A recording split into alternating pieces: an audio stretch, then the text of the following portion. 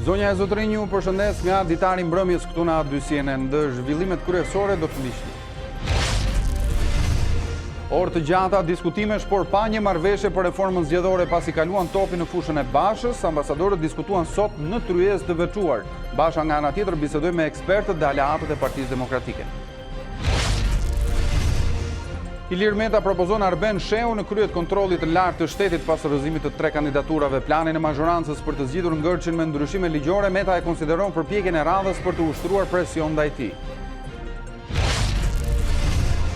Rasti 15 vjeçare sa abuzuar seksualisht në zonën e Babrus në kryeqytet nxori në rrugë me qindra qytetarë, shumica prej të cilëve të rinë në një marshim sensibilizues kundër abuzimeve seksuale me pankarta në duar, u marshua përgjatë bulevardit Dëshmorët e Kombit duke u ndalur përpara institucioneve kryesore të vendit. Kjo sot ndërkohë është një nga të paktat herë kur qytetarët janë kaq të shumtë në numër për një kauzë jo politike. Mirëmbrëma, unë jam Arlin Disa, ndër të tjera gjatë kësaj hapësire informative do të ndiqni.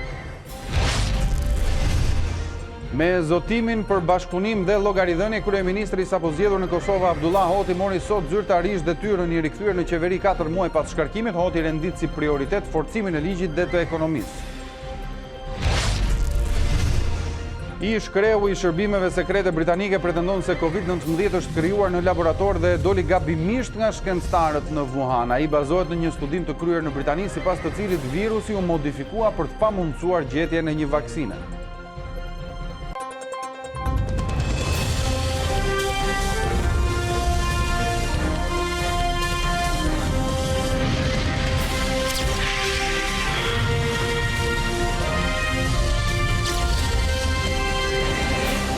Orët e gjata të diskutimeve për gjetjen e një marrëveshjeje për reformën zgjedhore sot u zhvendosën në zyrën e delegacionit evropian, por në një takim vetëm mes ambasadorëve. Lulzim Basha, ndërkohë, të cilit ambasadori amerikane i kaloi përgjegjësinë për miratimin e draftit, sot ka pasur disa takime me ekspertët zgjedhor dhe aleatët e tij. Të gjitha këto zhvillime ka ndjekur kolegja jon Klementina Cenkollari, me cilën do të komunikojmë drejt për drejt në këto momente. Klementina, të përshëndes, mirëmbrëma, atëherë aleatët janë ende në takim me zotin Basha apo takimi ka përfunduar? Takimi ka përfunduar vetëm para disa minutash, ka zgjatur më shumë se sa 2 orë. Të pranishëm kanë qenë kryetari i LSI-s Monika Kryemadhi, ai i Partisë Republikane Fatimir Mediu dhe i PD-s Shpëtimi Drizi. Burime pranë takimit thonë se zoti Basha dhe aleatët kanë diskutuar në lidhje me reformën zgjedhore, ku opozita mbetet e vendosur për të kërkuar zbatimin 100% të teknologjisë në zgjedhje. Fjala është për identifikimin biometrik të zgjedhësve në proceset elektorale. Përndryshe, sikurse informohemi nga takimi, opozita do vijojë të kërkojë që komisionet zgjedhore të jenë me të njëjtën formulë që janë tani, pra fjala është për të pasur komisione zgjedhore politike. Megjithatë, ne jemi në pritje të daljes së kreut të opozitës Lulzim Basha për të pyetur atë nëse do të ketë një përgjigje për atë ftesë që përmendët ju pak më herët, të ardhur një ditë më parë nga kryediplomati amerikane Yuri Kim për të finalizuar një marrëveshje që e konsideroi shumë të mirë, që jepte zgjidhje njësërie problematika është adresuara nga OSBE-ODIR dhe që sipas saj çonte në një përparim të Shqipërisë në rrugën integruese të Bashkimit Evropian. Është thënë se jemi afër një dakordësie dhe një marrëveshje, siç e përmend edhe ti, Klementina, por në momentin që flasim nuk kemi ende tym të bardhë. Çfarë mund të themi, ku ndahen palët dhe çfarë mendohet se mund të prononcojë zoti Basha nëse do të ketë një deklaratë apo një komunikim të tij publik me gazetarët? Do të jetë kjo përgjigja përfundimtare pas fjalës së ambasadores mbrëm? Nuk besohet se do të ketë një përgjigje përfundimtare sot. Zoti Lulzim Basha ka marrë kohë për të konsultuar dhe gjatë ditës së sotme si me ekspertët të zgjedhor të opozitës së bashkuar, po aq edhe me përfaqësuesit e faktorit ndërkombëtar. Ai ka pasur gjatë ditës një drekpune me ambasadorin gjerman në vendin tonë Peter Zingraf, i cili ju bashkua tryezës së diplomatëve të thirrur gjatë paradites në orën 11 nga krye. Diplomati amerikan Luigi Sore ka së bashku me ambasadorin e SBA pas atë të OSBE-s, sikurse edhe të Britanisë së Madhe. Dhe më pas erdhi dhe kjo lëvizje, ky takim me aleatët e opozitës së bashkuar. Gjatë ditës sot në mënyrë të vazhdueshme burimet kanë konfirmuar se çështja e formulës së komisioneve zgjedhore është ajo çfarë po mban pezull hedhjen e firmës në një draft konsensual për reformën zgjedhore. Fjala është veçanërisht për komisionet e votimit dhe për ato të numërimit të votave. Majoranca ka kërkuar që në komisionet e votimit dhe të numërimit përfaqësuesit e partive politike të mos ketë një rol vendimarrës në gjykimin e majorancës të artikuluar nga kryeministri Edi Rama. Duhet kemi një depolitizim të plotë të administratës zgjedhore, por nga ana tjetër opozita e bashkuar kërkon garanci në rast se nuk do të aplikohet i plot sistemi i teknologjisë në zgjedhje dhe në rast se nuk do të ketë një sistem të tillë, atëherë opozita e bashkuar kërkon që të ketë rol vendimarrës përfaqësuesit e partive politike në grupet e numërimit, po aq edhe në komisionerët e votimit. Çështja tjetër lidhet me kryekomisionerin e Komisionit Qendror të Zgjedhjeve, për cilin zoti Edi Rama sot tha se mund të jepte si garanci për zbatimin e teknologjisë në zgjedhje vetëm zëvendës kryetarin e Komisionit Qendror të Zgjedhjeve, sipas formulës së propozuar nga Komisioni i Posaçëm për Reformën Zgjedhore për një KQZ me 3 nivele. Por opozita e bashkuar dhe gjatë ditës së dieshme, sikurse edhe sot, ka kërkuar që të ketë mundësi të propozoj ajo kryetarin e Komisionit Qendror të Zgjedhjeve. Po ashtu zhvillime kemi pasur edhe sa i përket ankimimit të procesit të zgjedhor, për cilin opozita e bashkuar dhe ka kërkuar në mënyrë të vazhdueshme që procesi të ankimohet në gjykatë kushtetuese. Por gjatë ditës zoti Rama konfirmoi se procesi mund të ankimohet në kolegjin zgjedhor dhe burimet nga opozita e bashkuar thonë se mund të ketë një tërheqje për këtë nga qëndrimi i saj, por nëse do të ketë një zgjerim të gjyqtarëve që do të jenë pjesë e kolegjit zgjedhor, ndërkohë kujtojmë që propozimi i saj fillestar ishte për të pasur në trupin e kolegjit zgjedhor edhe gjyqtarët të cilët nuk e kishin kaluar procesin e vettingut, çfarë nuk u pranuan në asnjë rast nga ana e majorancës në tryezën e grupit punës për reformën zgjedhore. Me gjas, do të kemi një komunikim tjetër, Klementina, nëse zoti Basha do të vendosë që të komunikoj me gazetarët dhe mediat. Unë falenderoj për këtë komunikim dhe këtë informacione që përcolle. Kryeministri Rama dha detajet e negocimit me opozitën për reformën zgjedhore me ndërmjetësimin e ndërkombëtarëve. Sipas tij, topi është tashmë në fushën e Lulzim Bashës. Ata që kanë topin, sipas asaj që u tha, të thonë se ku do çojnë topin. Do e nxjerrin nga stadiumi, do e krosojnë, do e kapin, do thonë topi shihimi penalltin do gjuaj unë. Po t'i referohemi bibliotekës fëmijëve në Kambës, topi nuk do gjuhet, po do mbahet poshtë fanellës. Me gjuhën e jurikim, kryeministri bëri të qartë se nuk ka ndërmend të lëshojë më për reformën zgjedhore. Çfarë kishte negociuar në seli diplomatike nëpërmjet Damian Gjiknurit, të detajuara në dokumentin që ambasadorja e SBA-s mbante në dorë, i bëri të ditura në sallën e kuvendit. Ta bëjnë vetë, ta marrin elektronikën, ta bëjnë vetë. E bën. Ka certifikimin ndërkombëtar. Vjen kompania, i bën elektronike të gjitha qendrat. Ne jemi okay. 100%. Nëse arrihet dhe të hyjë identifikimi elektronik për aq sa arrihet, 5%, 10, 20, 30, 70, pjesa tjetër të vazhdoj me tradicionalen dhe Partia Demokratike ta gjej një njeri vetë, ta zgjedhi brenda një nga dhomat e Shqupit, nuk na intereson fare sa i depolitizuar apo i politizuar është, ta vendosi atje me votën tonë zëvendës kryetar të KQZ-s me mandatin ekskluziv që të merret me teknologjinë. Nëse koti votohet në fund të qershorit, i gjithë korriku sipas kryeministrit do të kalohet për të përzgjedhur anëtarët e KQZ-s së re. Rama zbardhi ndërkaq formulën që është dakurcuar për komisionerët në qendrat e votimit. 3 nga këta do rrinë tavolinë, do merren procesin, në çdo qendër votimi do vëmë kamera që t'i shohin me kamera dhe shumica dhe opozita, që duhet ta gjejmë kush është opozita, po nëse ne po themi me ata që folëm, kanë nga 2 monitor special që të rrinë atje nga fillimi në fund, nuk kanë drejt ata të prekin me dorë regjistra flet votimi, por ata mund të shkruajnë atje gjithçka që shohin keq. E ta çojnë tek KZZ-ja ose ke KQZ-ja. E njëjta formulë do të aplikohet edhe në grupet e numërimit. Kjo sipas Damian Gjiknurit do të japë procesit garancitë më të mëdha që ka pasur ndonjëherë. Me gjithë to masat të marra, ky do të jetë procesi i parë për herë të parë në Shqipëri, në historinë e Shqipërisë, që do të mundsojë një votim të pastër administrativ. Deputetët e opozitës parlamentare i dërguan një letër ambasadorëve Kim dhe Soreka, ku kërkojnë të trajtohen si të barabartë me ata jashtë parlamentit dhe garantojnë votën për një kod që nuk do të jetë pazar. Ashpërsimi i masave të dënimit për krimet elektorale ende nuk po gjen zbatim tek shitblerësit e votës. Të panderur në gjykatë vijojnë të përfundojnë vetëm personat e akuzuar për vepra më të lehta. I tillë është dënimi me nga 3.5 vite burg për 3 persona që kanë tentuar të djegin materialet zgjedhore në një KZAZ në Vorë, pak para zgjedhjeve të 30 qershorit 2019. Gjykata e Tiranës dënoi me nga 3 vjet e 6 muaj burg 3 persona të akuzuar për dëmtim me dashje të materialeve zgjedhore.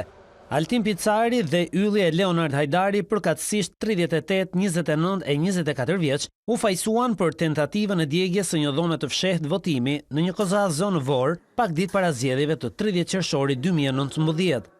Sipas vendimit, ngjarja ka ndodhur para ditën e 19 qershorit të kaluar, kur para KZAZ-s që ndodhej në shkollën 9 vjeçare të Marqinetit, po zhvillohej një tubim nga subjektet politike PD e LSI dhe punonjës të Bashkisë Vorë. Pas disa përplasjeve të turmës me policin, 3 të pandehurit kanë kaluar gardje në anën e pasme të godinës ku ndodheshin materiale zgjedhore dhe janë futur brenda saj duke thyer dyert. Ata janë arrestuar në flagrancë, teksa po i vinin flakën kutisë së një dhome të fshehtë votimi, zjarr që është fikur nga punonjësit e policisë. Ndonse u dënuan me burg, 3 të pandehurit nuk do të shkojnë në qeli, pasi gjykata vendosi t'i lërë në shërbim prove për një periudhë 3 vjeçare. Përgjatë 3 viteve të fundit, Kodi Penal ka pësuar ndryshime duke ashpërsuar masat e dënimeve për krimet zgjedhore. Por kur pritshmëria e publikut është tek dalja para drejtësisë e shitblerësve të votës, deri më tani, prokuroria ka shkuar deri tek ata që kanë ngrisur flet votimi apo djegur materiale zgjedhore.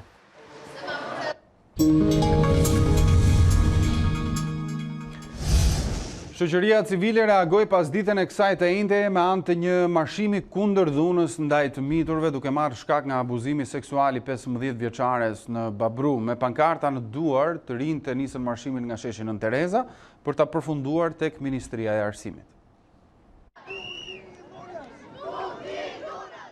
Mijëra të rinj pushtuan bulevardin kryesor të Tiranës për të protestuar kundër dhunës ndaj të miturve, nisur nga rasti i fundit i regjistruar në Babru, ku roja e shkollës abuzoi seksualisht me një 15 vjeçare. Marshimi sotëm shihet si një reagim ndaj institucioneve. Nuk do thosha vetëm thjesht për ngjarjen, por për shumë padrejtësi që qytetarë shqiptar, të rinj shqiptar janë duke kaluar në këtë momente. Dhe nga tjetër është padiskutim një reagim ndaj papërgjegjshmërisë së institucioneve kur vjen puna për mbrojtjen e fëmijëve dhe sigurisht adoleshentëve.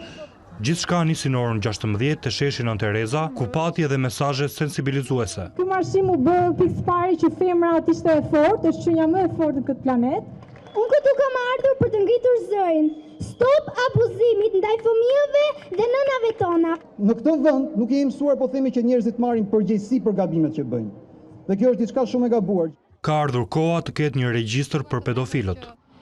Duhet ketë patjetër një regjistër zyrtar për të gjithë dhunuesit dhe veçanërisht për pedofilët, flas në këtë rast, sepse pavarësisht nga vitet burg që mund të marri një pedofil, edhe pse gjyqtari mund të japi maksimalin që parashikon ligji, në një moment caktuar ai patjetër do dalë. Turma e të rinjve u ndal përpak te kryeministria, duke përshkuar më tej sheshin Skënderbej. Të rinjt përpiqen të përfaqësojnë zërin e atyre që përsojnë dhunën seksuale. Lexon ta turburojnë për dhunuesin dhe jo viktimën. Këtu ndodh shpesh që viktimat nuk dalin përpara dhe nuk flasin, sepse paraqykohen nga shoqëria, dhe ato nuk janë ato që duhet paraqykohen nga shoqëria, por duhet jetë pikërisht për dhunuesin. Marshuesit në fund ju drejtuan Ministrisë së Arsimit duke kërkuar shtimin e masave për nxënësit në mënyrë që raste të tilla të mos përsëriten. Pas arrestimit të Abbas Dogës, 65 vjeçari i cili abuzoi seksualisht me një 15 vjeçare, Ministria e Arsimit nuk ka analizuar situatën e arsimtarëve për identifikimin e këtyre rasteve. Në raportet ndërkombëtare mbi identifikimin e abuzimeve seksuale në institucionet arsimore, thuhet se mësuesit nuk janë në gjendje të identifikojnë apo denoncojnë abuzimet. Nga janari 2019 janë denoncuar 16 raste të abuzimeve me të miturit. Ministri i Arsimit Besa Shahini thotë se gjysma e rasteve është zbuluar pikërisht nga stafi i shkollave, por ka refuzuar në mënyrë kategorike të i bëjë ato publike në media. Jo, po kontribuan në riabuzimin që po i bëni viktimave, duke diskutuar detajet e abuzimit dhe duke i identifikuar ato. Nisur nga rasti i 15 vjeçares në Babru, Shahini bëri me faj median për informacionet e publikuara. Kërkoj nga AMA që të mos pret nxitje nga ne për të merret aktivisht në mënyrë prioritare me mbrojtjen e të miturve, të abuzuarit seksualisht që abuzojnë për së dyti nga media, të cilat shpalosin detaje identifikuese për viktimat që shkelje të drejtave bazike të fëmijëve. Tonet më të ashpra i pasoi kryeministri Rama, ai dënoi dhunimin psikologjik që po i bëhet një populli të tërë, ndërsa viktima 15 vjeçare që ra prej dhunimit fizik është bërë mish për top në shoqëri. Gjithë atyre që kanë folur për këtë temë dhe e kanë marrë viktimën, e kanë hyrë në shkop për t'i rënë të tjerëve që jeni ridhunues.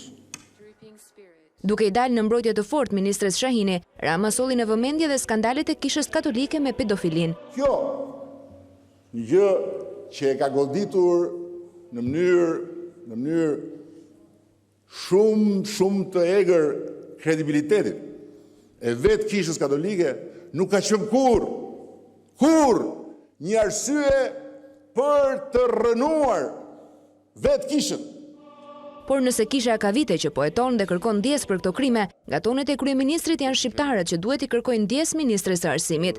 Atyre që kanë ngritur dorën kundër besës, ju them, qofshi burra, a qofshi gra, ju jeni më keq se ai mësuesi. Sepse ju, ai dhunon si monster një të mitur. Juve kultivoni dhunën në shpirtin e të gjithë të miturve. Dhe siç ndodh, pas mbrojtjes erdhi edhe sulmi. Zoti mos e qoftë kur tek fëmijët tuaj.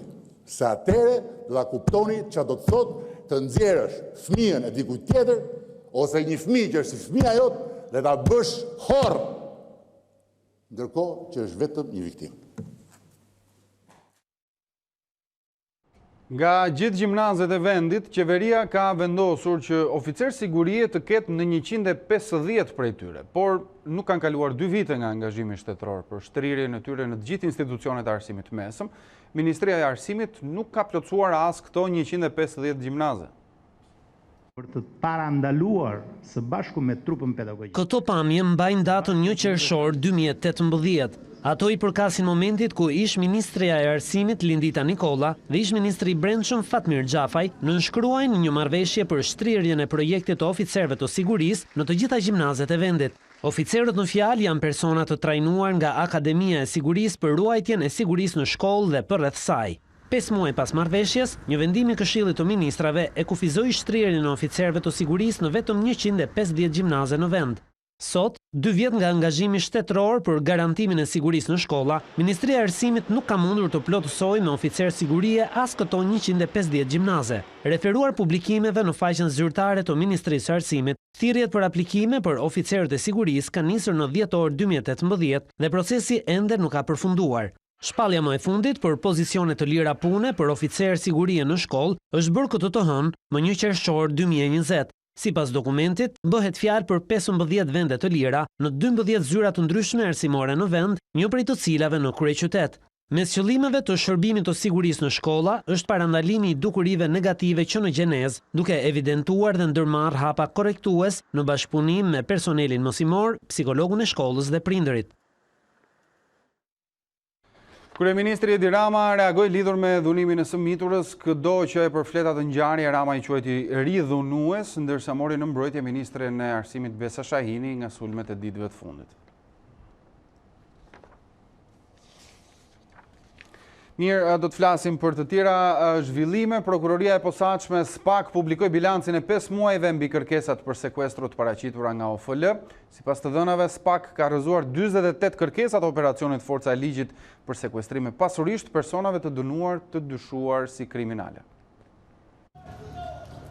Prokuroria e posaçme SPAK ka refuzuar kërkesën e Policisë së Shtetit për sekuestrimin e 48 nga 120 pasuritë e sekuestruara nga operacioni Forca e Ligjit të dyshuara si kriminale. Sipas bilancit të SPAK, për 5 muajt e parë të vitit 2020, deri në 31 maj, Policia e Shtetit ka paraqitur 80 kërkesa për sekuestrimin e 148 pasurive në total. Prokurorët e SPAK kanë vlerësuar si të ligjshme dhe kanë kërkuar vendosjen e sekuestros në gjykatën e posaçme për 72 pasuri, 57 prej të cilave automjete. Përveç 48 pasurive, në kundërshtim me ligjin është vlerësuar nga SPAK edhe sekuestrimi nga OFL i pasaportës së një qytetareje. Ndërkohë, Prokuroria e posaçme vijon shqyrtimin për 28 pasuri të tjera të kërkuara për të sekuestruar. Për rastet kur gjykata e posaçme ka pranuar sekuestrimin e pasurive, SPAK po përgatit kërkesa për konfiskimin e tyre.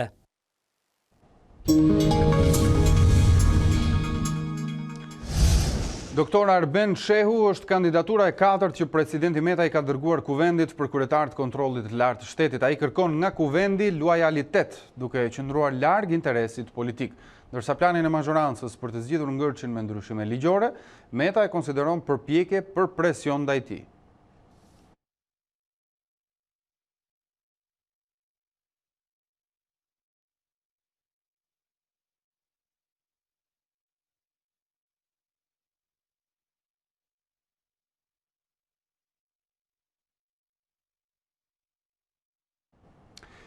Bizneset dhe qytetarët e prekur nga kriza e koronavirusit duhet të përfitojnë ndihmë direkte nga qeveria. Është ky instrumenti që duhet të aplikojë ekzekutivi në planin e rimëkëmbjes sipas ekspertëve për të ringritur sa më parë ekonominë e goditur rënd nga pandemia.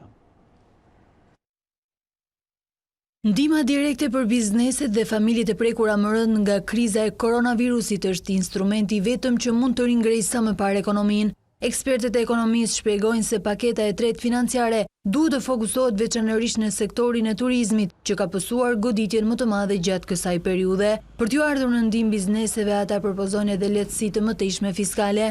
Do operacioni do ndërmerret për paketa që do të operohen, do të jetë në drejtim të përballimit dhe dhënies mundësi të familjet të përballojnë jetesën gjatë kësaj kohe në cilën po përballen me këtë krizën e konsumit, me krizën ekonomike, ndihma direkte për bizneset të cilët kanë pësuar dëme. Faktori kryesor është mbajtja gjallë e turizmit. Qeveria duhet patjetër ta shikojë me sy prioritar, ndihmë direkte. Çfarë do të thotë transfer e pastër nga llogaritë e shtetit te llogaria e biznesit. Ato biznese të cilat megjithëse mund të jenë të hapura, nuk kanë kërkesë dhe këto biznese pra duhen ndihmuar dhe nuk janë bizneset kreditueshme. Ndërkohë duhet ndihmuar edhe konsumi, sepse një pjesë e mirë e popullatës punojnë në këta biznese. Këta biznese duhen ndihmuar me shtyrje taksash. Turizmi duhet ndihmuar veçanërisht sepse është mbyllur më keq se gjithë tjerët dhe ka të ngjartë filloi punë më vonë se gjithë tjerët. Ekspertët ekonomisë vlerësojnë se prioritet duhet të jepet edhe investimeve publike në vend, si dhe ruajtjes së vendeve të punës, për të shmangur një krizë të thellë të paralajmëruar nga institucionet financiare ndërkombëtare. Edhe pse të prekurit nga koronavirusi vetëm shtohen, format e sëmundjes tek pacientët këtë periudhë janë të lehta ose në rastin më të mirë pa shenja. Specialistët e laboratorit mikrobiologjisë në QSUT vërejnë uljet e agresivitetit të virusit, ndërsa nga testimet e kryera, 9% e personelit mjekësor në QSUT kanë krijuar antitrupa ndaj Covidit. Testimet serologjike do të shtrihen edhe në grupe të caktuara në popullat. Koronavirusi nuk është më agresiv si në fillimet e epidemisë. Edhe pse çdo ditë shtohen të prekurit nga COVID-19, ekspertët kanë vënë re ulje të aktivitetit të virusit. Vjolca Duro, specialiste në laboratorin e mikrobiologjisë në QSUT, tregon se këtë periudhë të prekurit po e kalojnë sëmundje në formë të lehtë, ose janë pa shenja. Kemi ka rënë virulenca ose shkalla me të cilët ai shkakton sëmundjen, patogenitetin, që duket e numri rasteve të reja të shtruar apo formave që janë në spital që nuk janë forma agresive apo forma të rënda siç kanë qenë në fillim. Fakti që i ka rënë virulenca do thotë që një prekur mund ta kalojë më lehtë, më pak komplikacione, nuk ka nevojë për spital. Reagimi ndaj virusit është individual, se si reagon organizmi i njëjtë apo të tjetrit. Por në këtë situatë, të gjitha rastet që janë ose janë pjesa më e madhe janë asimptomatike ose me shenja të lehta klinike. Fakti që janë në shtëpi dhe nuk janë të shtruar në spital tregon që ka shenja të lehta klinike. Edhe pse ende nuk ka shpjegime të sakta për uljen e agresivitetit të virusit këtë periudhë, specialistët thonë se popullata nuk duhet të ish dorë nga rregulla dhe masat mbrojtëse ndaj COVID-19-s. Virusi nuk është aq agresiv, virulenca i ka rënë, por është i pranishëm midis nesh. Prandaj ndoshta unë gjej mundësinë të përsërisë një herë ose të theksoj edhe një herë që duhet të ruajtur rregullat e distancimit fizik. Vërej që në lokalet apo në ambiente të mbyllura nuk respektohen këto rregullat. Më shumë se gjysma e personelit mjekësor në qendrën spitalore Nën Tereza i është nënshtruar testimi serologjik, por vetëm 9% të testuarve e kanë kaluar koronavirusin dhe kanë krijuar antitrupat e COVID-19-s. Por nëse mund të preken sërish gjatë një vale të dytë infektimi, kjo ende nuk dihet. Ka në qarkullim antitrupa të tipit të IgG-ve, çka tregojnë që një individi ka qenë në kontakt me virusin. Dhe ka shanse për të prekur sërish nga Covid-i nëse ne kemi një valë të dytë në vjesht? Normalisht, në gjithë infeksionet virale, po krijove antitrupa ndaj një infeksioni të caktuar, nuk prekesh më nga sëmundja ose mund ta kalosh në forma të lehta, por te Covid-i gjërat janë ende në diskutimin e sipër. Analiza serologjike do të vijojnë për stafet mjekësore, ndërkohë që Komiteti Teknik po sheh mundësinë për shtrirjen e këtij testimi edhe në popullat, në kampione dhe në qytete të caktuara.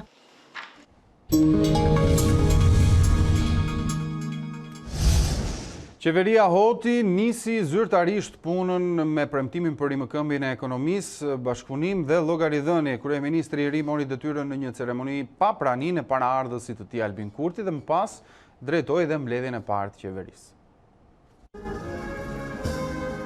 Qeveria Hoti nisi zyrtarisht punën pasi mori dritën jeshile në seancën e votimit ditën e mërkurë. Avdullah Hoti bëri parakalimin e tij të parë si kryeministër në një ceremoni shtetërore, ku mungonin përfaqësuesit e kabinetit Kurti. Ky fundit e kishte paralajmëruar se nuk do të merrte pjesë në ceremoninë e dorëzimit të detyrës, pasi e konsideron të palishme qeverinë e re.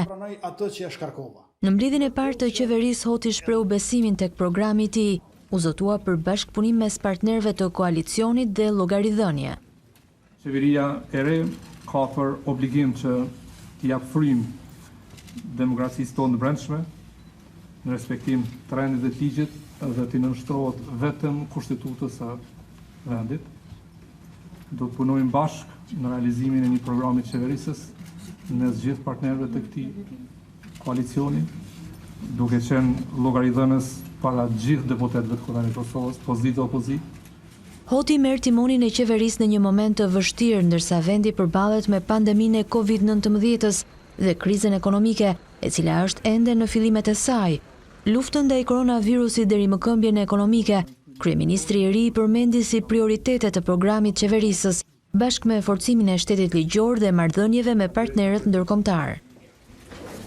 Prioritetet tona janë përveç luftës kundër kësaj pandemie dhe rimëkëmbjes ekonomike, forcimi i shtetit ligjor, fuqizimi i miqësive tona me partnerët tonë ndërkombëtar, marrja përsipër në baza kushtetuese të procesit të dialogut. Ekzekutivi i drejtuar nga Hoti u votua me 61 vota në favor në seancën e bojkotuar nga deputetët e lëvizjes vetëvendosje. Ai kthehet në qeveri 4 muaj pasi kryeministri Kurti e shkarkoi nga posti i zëvendës kryeministrit, çka çoi edhe në rrëzimin e qeverisë përmes një mocioni mosbesimi.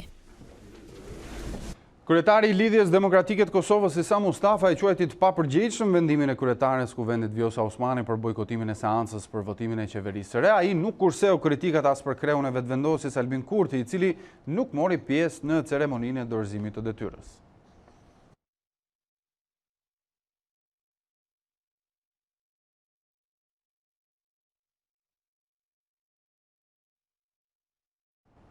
Presidenti Hashim Thaçi pranon se ka këshilluar deputetin nga radhët e nismës Haxhi Shala që të votoj pro qeverisë së re, gjithmonë jap këshilla kur është e nevojshme për zhvillimin e vendit, ishin fjalët e kreut të shtetit. Ndërhyrja e Thaçit ka nxitur një val kritikash me Shpend Ahmetin që tha se është e paprecedent që presidenti unifikues tu kërkoj deputetëve të votojnë një qeveri.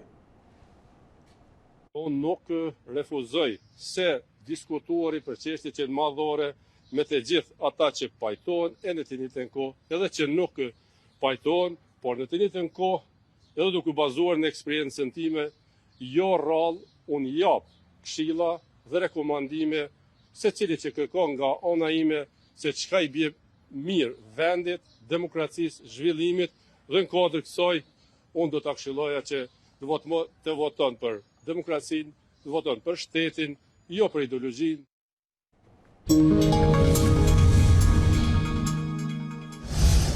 Brenda një kohe të shkurtër, qytetarët dhe vizitorët që do të shkojnë në Vlorë këtë sezon veror do të kenë më shumë plazhe publike pa pagesë. Bashkia e Vlorës ka nisur pastrimin nga inertet të vijës breg detare dhe plazheve nga Vlora në radhim me qëllim kthimin e tyre në dispozicion të qytetarëve.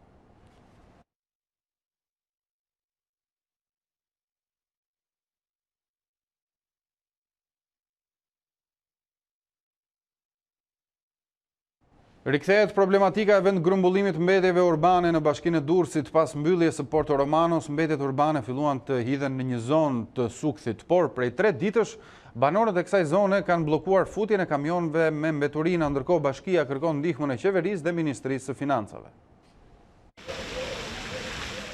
Durrësi në fillim të këtij sezoni veror po haset me një problematikë serioze, siç është ajo depozitimi të mbetjeve urbane. Në kushtet kur Porto Romana është mbyllur si zonë depozitimi, pasi ka nisur projekti për rikthimin e një park, kamionët me mbeturina kanë mbetur rrugëve, pasi Bashkia e Durrësit nuk ka një vend ku t'i depozitojë. Nga ana tjetër, banorët e Sukthit prej 3 ditësh kanë bllokuar rrugën e kamionëve, pasi prej disa ditësh mbeturinat po depozitoheshin në këtë zonë. Por banorët kanë protestuar duke mos lejuar kthimin e Sukthit në një Porto Romano të dytë. Këtu po bëhet një katastrofë mjedisore. Po i heqin plerat nga Durrësi dhe po na i bien ne këtu. Pra, mbyllet një plak, hapi një tjetër më e madhe. Pse? Sepse siç e shihni edhe ju vet, këtu as pak që nuk përmbush asnjë kusht për fushën mbeturinash. Por më shumë janë buzë kanalit që gjitha shkarkojnë det. Këtu nuk ka vend as për Sukthin, jo më për Durrësin, më kupton? Sepse e para punës ky është një kanal shumë i madh, një po ky është lum, mund ta qush. Këtu është për hetim prokurorie, sepse këtu është bërë katastrofë që nuk e di. Ndërkohë nga Bashkia e Durrësit jashtë kamerave, shprehen se institucioni është në bisedime me qeverinë shqiptare për të zgjidhur përfundimisht problemin, se ku do të depozitohen mbeturinat e Bashkisë së Durrësit. Po kështu kjo e fundit i ka kërkuar Ministrisë së Financave edhe një fond të posaçëm që do të bëjë të mundur depozitimin e mbetjeve në vend depozitimin më të afërt me Durrësin. Asgjësimi mbetjeve shtazore në një prej lagjeve të Lezhës është kthyer shqetësim prej kohësh. Banorët kanë kërcënuar se nëse nuk merren masa nga institucionet ligjzbatuese, protesta e tyre do të përshkallëzohet. Banorët e lagjes Skënderbeg në qytetin e Lezhës kanë protestuar përpara impjantit të asgjësimit të mbetjeve shtazore të ngritur në këtë zonë. Sipas tyre, aroma e çliruar nga procesi teknologjik është e padurueshme, duke sjellë probleme në të gjithë zonën. Banorët pretendojnë gjithashtu se teknologjia e vendosur në këtë impjant nuk i përshtatet zonave të banuara dhe është në kundërshtim me normat që mbrojnë ndotjen e ajrit. Është e padurueshme katë frujere, domethënë ovi qarkullon. Kjo është 24 orë. Kjo është natën ditë sigur i vend materiali këtij. Kena shku ke inspektorati i mjedisit. Inspektorati i mjedisit nuk ka pranuar me ardh as për ne as për prefektin, sepse i kanë tu rikonstruktu. Ministri ka dhënë urdhë që ato janë pa fuqishëm. Tjetra se është më kryesore. Unë marrë vesht nga ona mekanike dhe teknologjia. Teknologjia që ka sjell këto nuk përputhet me legjislacionin që ka marrë lejen. Domethënë janë pika të shkurtë, sepse një ndër pikat thotë, era keq do të kalojë morën rrethus. Dhe na kena pa jashtë shtetit se si funksionojnë përpunimi i mbetjeve shtazore. Nuk bëhet fjalë farmaci, nuk e digjon për jashtë. Kjo është një teknologji që e ka marrë në Çeki, në shtetet lindore ku nuk e lejon kush me avu, e ka sjellë dhe produktin që nxjerr nga kjo, e shon në Çeki dhe në Itali, nuk e përpunon këto, thjesht përpunohet vetëm mbeturina shtazore. Banorët e lagjes Skënderbeg kërkojnë që të jepet fund kësaj situate dhe institucionet të ndërhyjnë, sepse kanë anashkaluar këtë problematik në mënyrë të përsëritur. Në të kundërt, ata kanë deklaruar se do të ketë përshkallëzim të protestave të tyre.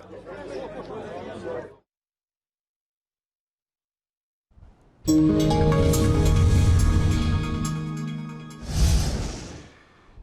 e ditëve të fundit në një shkollë në kryeqytet, por që në fakt nuk është e vetmuar, na ka rikthyer në vëmendje sigurinë e jetëve tona dhe tepër të fëmijëve. Aq më tepër bëhet kjo e rëndë kur kjo siguri cënohet në ambientet e shkollës, madje edhe më shumë akoma nga punonjës të shkollës. Rastet janë të shumta nga veriu në jug, por doja ta filloja me atë që ishte protesta më kuptim plot sot në bulevardin Dëshmorët e Kombit. Të rinj shkollash, kryesisht vajza me parulla në duar, protestuan për një gjë themelore, për jetën e tyre. Ne kemi të ftuar në studio një nga aktivistët në mbrojtje të drejtave të fëmijëve, zotin Altin Aziza, i cili është me ne në studio pikërisht për këtë temë, e cila është e nxehtë ende prej shumë ditësh. Altin, mirëmbrëma, të falenderoj që je me ne. Brava, falenderoj që u fton studion tuaj. Doja ta filloja me një pyetje që morëm shkas për disa prej fotove në protest, ku fotoja e abuzuesit tashmë në burg ishte menduar me një litar në qafë. Në fakt, mbase do ishte fotoja më e këndshme, ne themi. Për mua ishin më prekse mesazhet e vajzave, 12, 13, 15 vjeçare nëna, bashkë me vajzat e tyre që ishin në protestë, të cilat ne kemi qenë shumë afër qendrës protestës. Shpesh na kërkonin, nga që ishin më të gjatë si çunat zyrës, që t'i ndihmonim që ato të vendosin ato pankartat e tyre, pikturat e tyre, ose shënimet e tyre t'i vendosnin në kangjllat e Ministrisë së Arsimit. Dhe në fakt për mua nuk ishte prekse, do thosha fotoja e një pedofili që në fakt ajo duhet shpërndar kudo anë mban Shqipërisë, jo vetëm atij, por çdo pedofili, që të mos guxoj më të prek vajzat e djenë për atë punë, sepse të dyja gjinit e dyja sekse fëmijëve bien viktima, pavarësisht se vajzat sigurisht përbën majoritetin, por për mua mesazhi më i fortë ishte, dhe nuk kam për ta haruar, më thënë se doli aty për aty, ishte ministrja e turpit, jep dorëheqjen, jep dorëheqjen. Dhe besoj se mund ta keni edhe të incizuar. Dhe për mua ishte mbase mesazhi më kuptim plot, sepse ajo ministri, ja ku i keni dhe foton në fakt, po ajo ministri është ministria që në një mënyrë ose një mënyrë tjetër ka lejuar që vajzat tona, djemt tanë, fëmijët tanë të vazhdojnë të bëhen viktima të dhunës seksuale.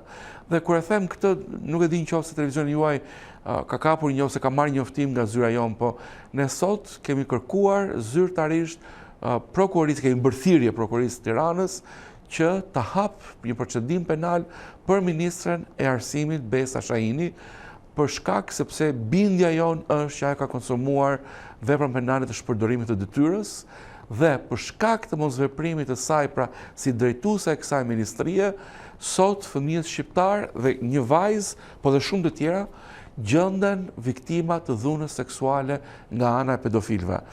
Jo më larg se 2 muaj para se ne të gjithë të hyrim në Covid, ka qenë rasti i tmerrshëm i shfrytëzimit seksual të vajzës, dhe më pas doli që ishin disa vajza në fier, po brenda në shkollë, nga një mësues i tyre, nga një mësues i cili më pas vajzat fal videove, se edhe krimi kryhet në një mënyrë, fal videove i në thonjza ja shiste, ose ja dhuronte këto vajza shokëve të vet, kolegëve të vet, arsimtar e të tjerë.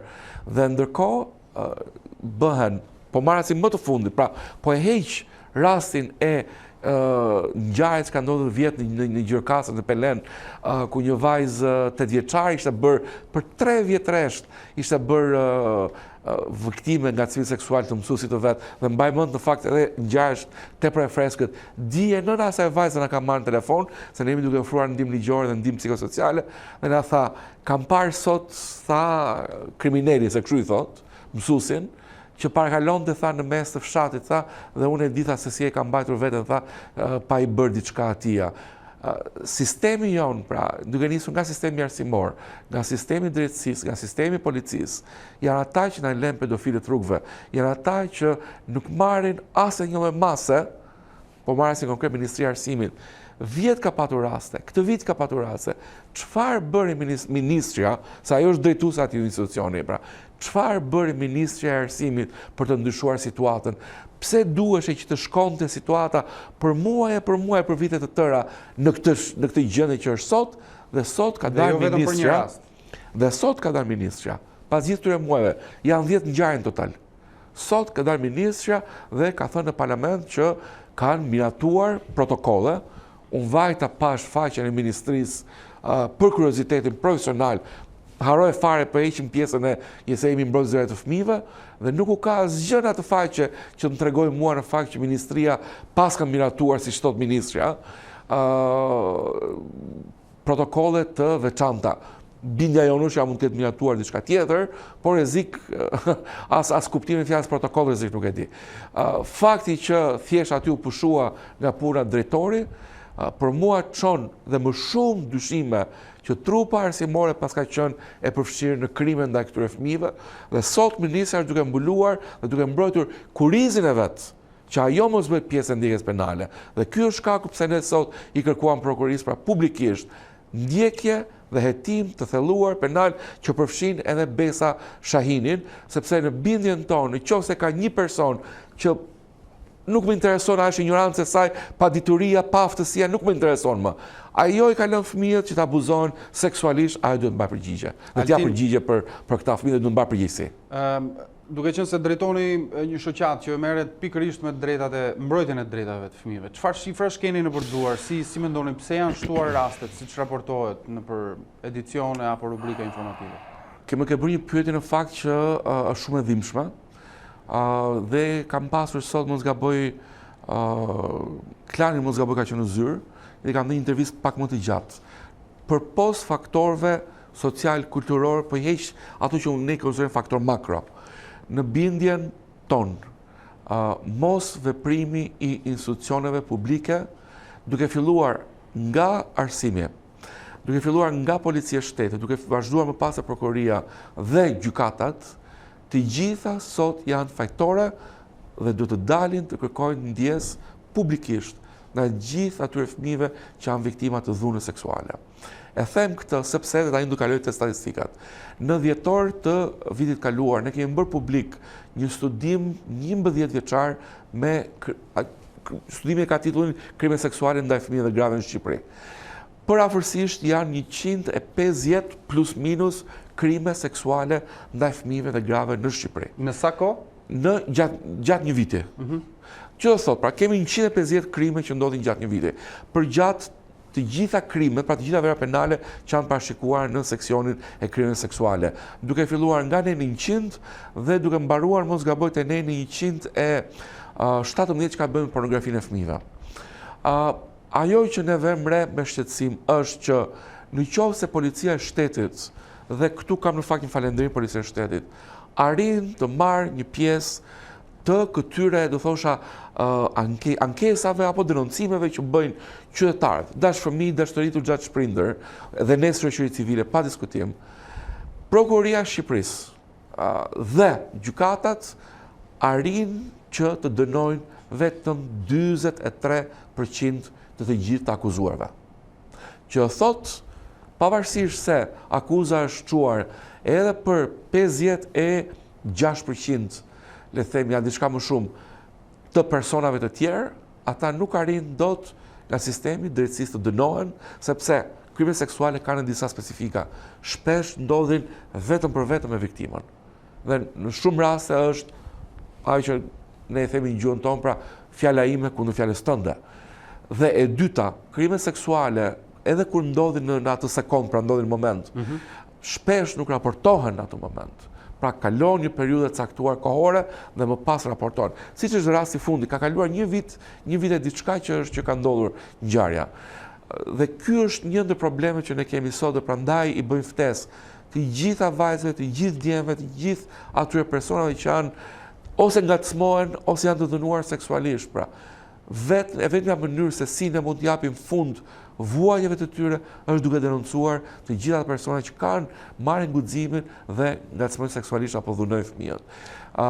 Pra siç e theksova, shifrat e dënimeve të këtyre personave janë tepër të ulta, që do thotë ne kemi thuajse 60% të atyre personave që ne sot të themi pedofilë dhe grabitqarë seksual, që enden akoma rrugëve, që vazhdojnë të kryejnë akoma krime, derisa të kryejnë mbase krimin e radhës ku kanë lënë më shumë shenja ose ku vërtet janë ekspozuar totalisht dhe që policia e ka më të lehtë për t'i arrestuar. Në lidhje me rastin e fundit, nuk e di nëse keni dëgjuar sot ministren e arsimit në parlament. Në vend që ajo sot t'i gjendej, e para kërkonte ndjes dhe e dyta t'i gjendej pranë të gjithë atyre gjimnazistë dhe gjimnazistëve që sot kanë dalë në protestë, kundër asaj dhe edhe kundër shumë të thosha ngjarjeve të tjera, përveç të gjithë këtyre pedofilëve.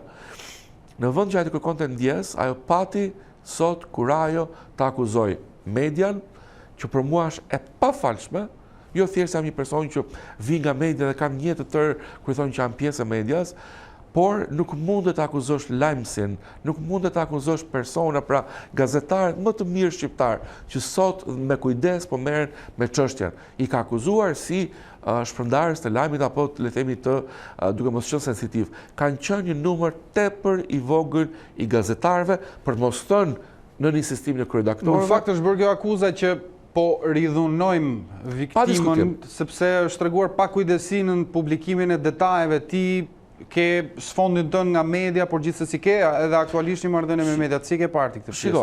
A qëndron kjo akuzë? Qëndron deri në një farë mënyra. Ne para 2 ditësh, edhe zyre shtypit e Cërëcas, dhe unë personalisht, e kam nxjerrë Facebookun tim, dhe përtej kësaj kemi marrë në telefon të gjithë kryeredaktorët. Dhe i kemi thënë, ndaloni çdo lloj interviste, nuk ka rëndësi, baba, nëna, komshiu, pra nuk ka rëndësi rrethi që po interviston. Në qoftë se ekziston rreziku që të identifikohet viktima, të lutem ndaloje këtë intervistë sepse e para ligji ndalon që të identifikohet viktima, ka një kod të mitur në Shqipëri që ndalon këtë gjë. E dyta, media nuk ka asnjë interes ta identifikojë viktimën, as përfiton dhe nuk ka asnjë histori që mund ta bënte më të tmerrshme një ngjarje se çfarë është. Kështu në këtë aspekt, një pjesë e mirë e gazetarëve e ka respektuar kërkesën tonë, ka patur një moment, një X televizion të cilin ne gazetarën e kemi denoncuar, po aq publikisht për sjellje jo profesionale, dhe unë di në fakt që është raportuar tek AMA, por mendoj që përgjithsisht mediat janë frenuar. Prap i bëj një thirrje të gjithë gazetarëve, të gjitha mediave. Mos u merrni me viktimën. Viktima do ndjek rrugën e saj, ajo duhet të rehabilitohet, duhet të marrë shërbime më të mira dhe është duke i marrë ato shërbime. Ajo që për ne ka rëndësi sot nuk është pra viktima, është fenomeni, sepse është ky fenomen që na prodhon viktima dhe do vazhdoj prodhon viktima. Dhe kur them fenomeni, në qoftë se ti shkon te lagja e viktimës dhe mendon që nuk do identifikosh viktimën, për çfarë drejtë që më shkon te lagja e viktimës dhe thua nuk identifikohet. Sigurisht do identifikohet se komshinë din ku jetojnë, komshinë të rrezik din dhe historinë e familjes, komshinë shikojnë babain, shikojnë vëllain, shikojnë nënën ose dikë tjetër. Kështu që në këtë aspekt kam një thirrje shumë miqësore. Thuaj se me gjithë gazetarët jemi miq të mirë për vitesh tashmë. Ta mbrojmë viktimën sepse historia e saj do ndahet një moment, jam i sigurt, por ky nuk është momenti. Kur të ndjehet ajo e fuqishme, mjaftueshëm, mbase ka kaluar vjet, nuk ka rëndësi. Ajo mund të ndajë historinë e saj. Dhe unë shpresoj, personalisht, vërtet shpresoj që viktimat e dhunës seksuale, edhe kur janë në moshë të vogël, të fuqizohen mjaftueshëm që të bëhen ato agjenda të ndryshimit. Por kjo kërkon kohë. Kërkon kohë të mundësh traumën, të mundësh stres, të mundësh ankthin, të mundësh të gjithë ato procese që një person që është viktimë e dhunës seksuale ka nevojë të kalojë. Dhe media këtë gjë duhet kuptojë. Altin, pika kryesore e gjithë çështjes duket se mbetet ndërshkueshmëria apo jo. Po tu edhe është një sy rrjeteve sociale, nuk mund të mos të bëj përshtypje që të gjithë janë për ashpërsimin e ligjit për abuzuesit. Madje shkoi deri në ekstrem. Mendoni se kjo do të sillte një përmirësim sepse në fundit mendoni që vetëm shtimi i numrit psikologëve në shkolla do e zgjidhte këtë çështje? Kështu në fakt është artikuluar ministri i arsimit. Unë nuk dua të merrem për mua nuk është ministri i arsimit. Ajo ka humbur të gjithë legitimitetin për të qenë drejtuesa të institucionit. Ajo mund të jetë kushdo, por nuk është ministra. Ajo mund të jetë mbase ministra Ramës, po jo ministra ime. Dhe unë sinqerisht, nëse kam ndarë dje një status, ka qenë që jo me taksat e mia. Ai person nuk duhet të marrë taksat e mia të tua të gjithë shqiptarëve dhe të pretendoj që po na mbron fëmijët. Jo. Ajo ka humbur legitimitetin dhe sot fëmijët ishin vajza të reja. Më kanë lënë një përshtypje të jashtëzakonshme. Ministria e trupit jep dorëheqjen. Të dalin adoleshentë 12, 13, 15 vjeçar dhe të kërkojnë ndërheqjen e ministreje, për mua nuk ka shenjë të madhe të demokracisë se sa ajo që ka ndodhur sot. Unë shpresoj që manifestimet, protestat atyre të vazhdojnë në vazhdim, edhe po nuk vazhdojnë, nuk ka rëndësi, ata sot zërin e tyre e kanë bërë të ditur dhe harrami qoftë të gjitha tyre që nuk duan të dëgjojnë zërin e fëmijëve. Përndryshe, në aspektin politik, sot kërkohen gra, vajza, burra, djem, në atë kuvend që nuk ka rëndësi nga cila forcë politike vinë, që janë gati të bëhen pjesë e një lëvizje që kërkon të ndryshoj Shqipërinë në lidhje me dhunën seksuale. Ne në fakt ishim bërë gati sot, por nuk e kishim parashikuar që protestat do të ishte vërtet kaq masive. Kemi parashikuar tashmë në ditën vazhdim të krijojmë një lëvizje të madhe të nxënësve, të autoriteteve publike, të deputetëve dhe ministra po të duan le të vinë, persona nga parti politike, po që kanë karizmë dhe që nuk janë këta të konsumuarit që i shikojmë që dhe bëjnë si filozofa për atë punë, pra njerëz të cilët kanë dedikimin dhe kanë shpirtin për sa përket fëmijëve. Do vijoni protestat dhe marshimet sensibilizuese? Jo. Ne duam dhe po e bëj publikisht sot kërkesën, unë e di që zyra jonë e shtypit do të më thotë që do të prisje një ditë tjetër. Ne kërkojmë që çdo pedofil në Shqipëri të ketë mundësinë nga gjykata që t'i rekomandohet krastrimi kimik, artificial, të quajnë si të duan. Në shenjë të thjeshtë është krastrimi. Është vërtetuar shkencërisht që të gjitha ata që me dëshirën e tyre i hynë krastrimit, ato që konsiderohen pra epshe seksuale dhe ti nuk ai dot kontrollosh veten tënde në rastin pedofilëve dhe grabitçarëve seksual, siç është dhe zotëria në fjalë dhe jo vetëm, ju ulet dëshira seksuale me 90%. Pra ka fakte shkencore tashmë të vërtetuara në të gjithë botën. Në të gjithë Europën, kastrimi i ofrohet çdo pedofili si një mundësi për të shmangur qoftë burgim më të gjatë, qoftë edhe masa të tjera që zbatohen kur personi del nga burgu. E dyta, në dije kemi bërë për herë të dytë publike, po sem për herë të tre, po them për herë të dytë. 5 vjet më përpara, se historia nuk fillon sot. Historia e dhunës seksuale ndaj vajzave nga pedofilët nuk është historia e 2020-s, është historia e 2015-s, është historia e 2013-s, është historia e 2012-s. Vajza që kanë vrarë dhe veten për shkak të pedofilëve, ose i kanë vrarë ata, kuptohet, dhe në 2015 ne kemi kërkuar regjistër kombëtar për krimet seksuale ndaj fëmijëve. Lajmi i mirë i kemi komunikuar disa deputetëve dije në fakt gjatë ditës. Ne javën e ardhshme do dorëzojmë në kuvend ligjin e gatshëm për regjistrin kombëtar për krimet seksuale. Në qoftë se parlamenti e ka seriozisht mbrojtjen e fëmijëve, të gjitha deputetët do të gjejnë kurajon të bëjnë të gjithë bashkë. Përndryshe, le të pranojnë që një pjesë e tyre mbrojnë pedofilët, se kjo është e vërteta. Që thash, ne ka 5 vjet që kemi kërkuar, ka 5 vjet që i themi parlamentit, kodi penal nuk i mbron tërësisht fëmijët nga krimet seksuale. Dhe ka 5 vjet parlamenti që na thot një arsye idiote, që është e pa imagjinueshme në një vend demokratik, kur ka ndryshuar sa herë ka dashur qefi qeverisë të ndryshojë kodin për nene të pa imagjinueshme, që s'do të ishin fare në atë kod, e ka ndryshuar si ka dashur qefi, kur vjen puna për mbrojtje të fëmijëve. Dhuna seksuale online, ngacmimi seksual online, shtytja e angazhimit të një fëmije, siç ka ndodhur me vajzën faktikisht, online.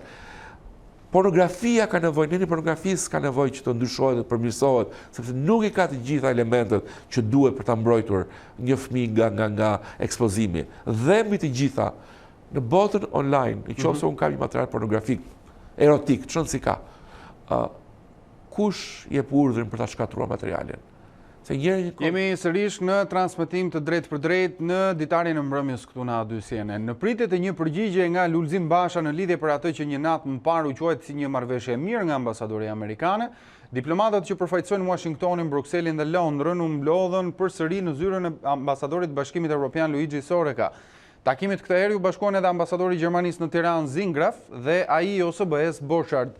Gjithçka u mbyll pa deklarata publike, ndërsa paralelisht në Selim Blu, kryedemokrati kishte mbledhur edhe një herë ekspertët e tij për reformën zgjedhore. Marrëveshjen që ambasadori amerikan i kërkoi të firmoste, Basha e konsultoi pasditën e sotme edhe me aleatët e Timonika Kryemadhi e LSI-s me Diu i Republikanëve dhe Idrizi PD-jus u mblodhën në selinë e Partisë Demokratike, ndërkohë që të gjithë presin një sinjal nëse opozita jashtë parlamentare do ta pranojë apo jo marrëveshjen që Yuri Kim mbante në dorë një natë më parë. Ndërkohë, kryeministri Rama dha detajet e negocimit me opozitën për reformën zgjedhore me ndërmjetësimin e ndërkombëtarëve. Sipas tij, topi është tashmë në fushën e Lulzim Bashës. Ata që kanë topin, sipas asaj që u tha, të thonë se ku do çojnë topin. Do e nxjerrin nga stadiumi, do e krosojnë, do e kapin, do thonë topi shihimi penalltin do gjuaj unë. Po ti referohemi bibliotekës fëmijëve në Kamës, topi nuk do gjuhet, po do mbahet poshtë fanellës. Me gjuhën e Yuri Kim, kryeministri bëri të qartë se nuk ka ndërmend të lëshojë më për reformën zgjedhore. Çfarë kishte negociuar në seli diplomatike nëpërmjet Damian Gjiknurit, të detajuara në dokumentin që ambasadori e SBA-s mbante në dorë, i bëri të ditura në sallën e kuvendit. Ta bëjnë vetë, ta marrin elektronikën, ta bëjnë vetë. E bën. Ka certifikimin ndërkombëtar. Vjen kompania, i bën elektronike të gjitha qendrat, ne jemi okay. 100%. Nëse arrihet dhe të hyjë identifikimi elektronik për aq sa arrihet, 5%, 10, 20, 30, 70, pjesa tjetër të vazhdoj me tradicionalen dhe Partia Demokratike ta gjejë një njeri vetë, ta zgjedhë brenda një nga dhomat e Shqupit, nuk na intereson fare sa i depolitizuar apo i politizuar është, ta vendosi atje me votën tonë zëvendës, kryetarët KQZ-s, me mandatin ekskluziv që të merret me teknologjinë. Nëse koti votohet në fund të qershorit, i gjithë korriku sipas kryeministrit do të kalohet për të përzgjedhur anëtarët e KQZ-s së re. Rama zbardhi ndërkaq formulën që është dakurcuar për komisionerët në qendrat e votimit. 3 nga këta do rrinë tavolinë, do merren procesin, në çdo qendër votimi do vëmë kamera që t'i shohin me kamera dhe shumica dhe opozita, që duhet ta gjejmë kush është opozita, po nëse ne po themi me ata që folëm, kanë nga 2 monitor special që të rrinë atje nga fillimi në fund, nuk kanë drejt ata të prekin me dorë regjistra flet votimi, por ata mund të shkruajnë atje gjithçka që shohin keq. E ta çojnë tek KZZ-ja ose tek KQZ-ja. E njëjta formulë do të aplikohet edhe në grupet e numërimit. Kjo sipas Damian Gjiknurit do t'i jap procesit garancitë më të mëdha që ka pasur ndonjëherë. Me gjithë to masa të marra, ky do të jetë procesi i parë për herë të parë në Shqipëri, në historinë e Shqipërisë, që do të mundsojë një votim të pastër administrativ. Deputetët e opozitës parlamentare i dërguan një letër ambasadorëve Kim dhe Soreka, ku kërkojnë të trajtohen si të barabartë me ata jashtë parlamentit dhe garantojnë votën për një kod që nuk do të jetë pazar. Ashpërsimi i masave të dënimit për krimet elektorale ende nuk po gjen zbatim tek shitblerësit e votës. Të pandehur në gjykat vijojnë të përfundojnë vetëm personat akuzuar për vepra më të lehta. I tillë është edhe dënimi me nga 3.5 vite burg për 3 persona që kanë tentuar të djegin materialet zgjedhore në një KZAZ në Vorë, pak para zgjedhjeve të 30 qershorit vitit kaluar. Gjykata e Tiranës dënoi me nga 3 vjet e 6 muaj burg 3 persona të akuzuar për dëmtim me dashje të materialeve zgjedhore. Altin Picari dhe ylli e Leonard Hajdari, përkatësisht 38, 29 e 24 vjeç, u fajsuan për tentativën e djegjes së një dhome të fshehtë votimi në një KZAZ në Vorë, pak ditë para zgjedhjeve të 30 qershorit 2019. Sipas vendimit, ngjarja ka ndodhur para ditën e 19 qershorit të kaluar, kur para KZAZ-s që ndodhej në shkollën 9 vjeçare të Marqinetit, po zhvillohej një tubim nga subjektet politike PD e LSI dhe punonjës të Bashkisë Vorë. Pas disa përplasjeve të turmës me policin, 3 të pandehurit kanë kaluar gardje në anën e pasme të godinës ku ndodheshin materiale zgjedhore dhe janë futur brenda saj duke thyer dyert. Ata janë arrestuar në flagrancë, teksa po i vinin flakën kutisë së një dhome të fshehtë votimi, zjarr që është fikur nga punonjësit e policisë. Ndonse u dënuan me burg, 3 të pandehurit nuk do të shkojnë në qeli, pasi gjykata vendosi t'i lërë në shërbim prove për një periudhë 3 vjeçare. Përgjatë 3 viteve të fundit, Kodi Penal ka pësuar ndryshime duke ashpërsuar masat e dënimeve për krimet zgjedhore. Por kur pritshmëria e publikut është tek dalja para drejtësisë e shit blerësve të votës, deri më tani prokuroria ka shkuar deri tek ata që kanë ngrisur flet votimi apo djegur materiale zgjedhore.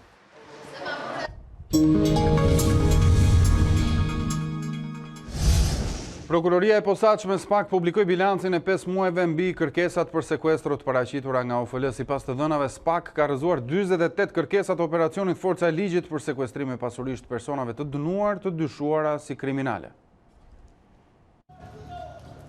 Prokuroria e posaçme SPAK ka refuzuar kërkesën e Policisë së Shtetit për sekuestrimin e 48 nga 120 pasuritë e sekuestruara nga operacioni Forca e Ligjit, të dyshuara si kriminale. Sipas bilancit të SPAK, për 5 muajt e parë të vitit 2020, deri në 31 maj, Policia e Shtetit ka paraqitur 80 kërkesa për sekuestrimin e 148 pasurive në total. Prokurorët e SPAK kanë vlerësuar si të lishme dhe kanë kërkuar vendosjen e sekuestros në gjykatën e posaçme për 72 pasuri, 57 prej të cilave automjete.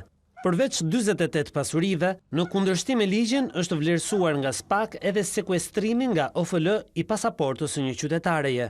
Ndërkohë, prokuroria e posaçme vijon shqyrtimin për 28 pasuri të tjera të kërkuara për të sekuestruar. Për rastet kur gjykata e posaçme ka pranuar sekuestrimin e pasurive, SPAK po përgatit kërkesa për konfiskimin e tyre.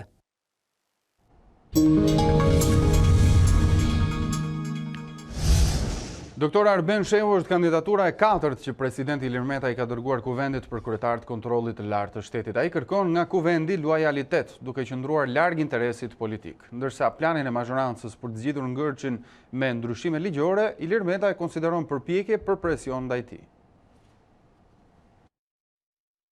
Ilir Meta i dërgoi kuvendit kandidaturën e 4 për kryetar të kontrollit të lartë të shtetit pas rrëzimit të 3 propozimeve të mëhershme. Përzgjedhja e kreut të shtetit mban emrin e Dr. Arben Shehut, që sipas Metës përmbush të gjitha kushtet dhe kriteret ligjore. Dr. Arben Shehu si njohës shumë i mirë i legjislacionit me njohurit dhe certifikimet në fushën ekonomike dhe përvojën akademike e profesionale mbi 16 vjeçare. Vlerësohet kandidati i përshtatshëm për drejtimin e kontrollit të lartë të shtetit si një institucion që ka nevojë për një qasje të re në ushtrimin e funksioneve, për kontrollin e përdorimit të pasurisë publike dhe vënien para përgjegjësisë të abuzuesve me to. Arben Shehu është diplomuar si jurist në Fakultetin e Drejtësisë në vitin 2002, ku është dhe pedagog nga viti 2004. Ai ka marrë dhe gradën doktor i shkencave ligjore. Në vitin 2018 Arben Shehu është diplomuar dhe për administrim biznes. Pa harruar se mazhoranca e ka rrëzuar 3 kandidatura tashmë, presidenti i rikujton kuvendit përgjegjësitë e veta kushtetuese sa i përket funksionimit të kontrollit të lartë të shtetit. Mos plotësimi i pozicionit të drejtuesit të kontrollit të lartë të shtetit rrezikon të çojë në cënim të ekuilibrit institucional të këtij organi kushtetues me përgjegjësi jetësore për financat publike.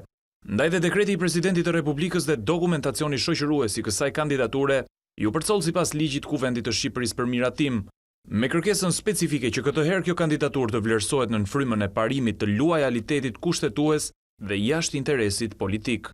Kryet në detyrë të KRSH-s Bujar Leska i ka mbaruar mandati prej më shumë se një viti, por duket se emërimi i drejtuesit e ri të institucionit ka mbetur në rrjetën e marrëdhënieve të tensionuara mes presidentit dhe mazhorancës socialiste. A dy zbuloi pak ditë më parë projektin që pritet të shkojë në kuvend për ta zgjidhur situatën me disa ndryshime në ligjin për KLSH-n që i hapin rrugën komandimit të një zëvendës kryetari. Në një shkresë drejtuar kryeparlamentarit Ruçi, presidenti e quan këtë si presion ndaj tij. Është i qartë se gjithë kjo veprimtari ka për qëllim ushtrimin e presionit politik ndaj presidentit të Republikës, me qëllim që të propozoj për kryetar të kontrollit të lartë të shtetit një kandidaturë nga ato që kërkon prej kohësh mazhoranca. Ky veprim i kuvendit tregon mungesë vullneti për bashkëpunim me presidentin e Republikës dhe reflekton të njëjtën qasje të legjislativit të shfaqur përgjatë procesit të emërimit të anëtarëve të gjykatës kushtetuese. Meta thotë se ka kërkuar Bujar Leskajt të vazhdojë të qëndrojë në detyrën e kryetarit të KLSH-s dhe të mos i bindet asnjë urdhri për uzurpimin e institucionit.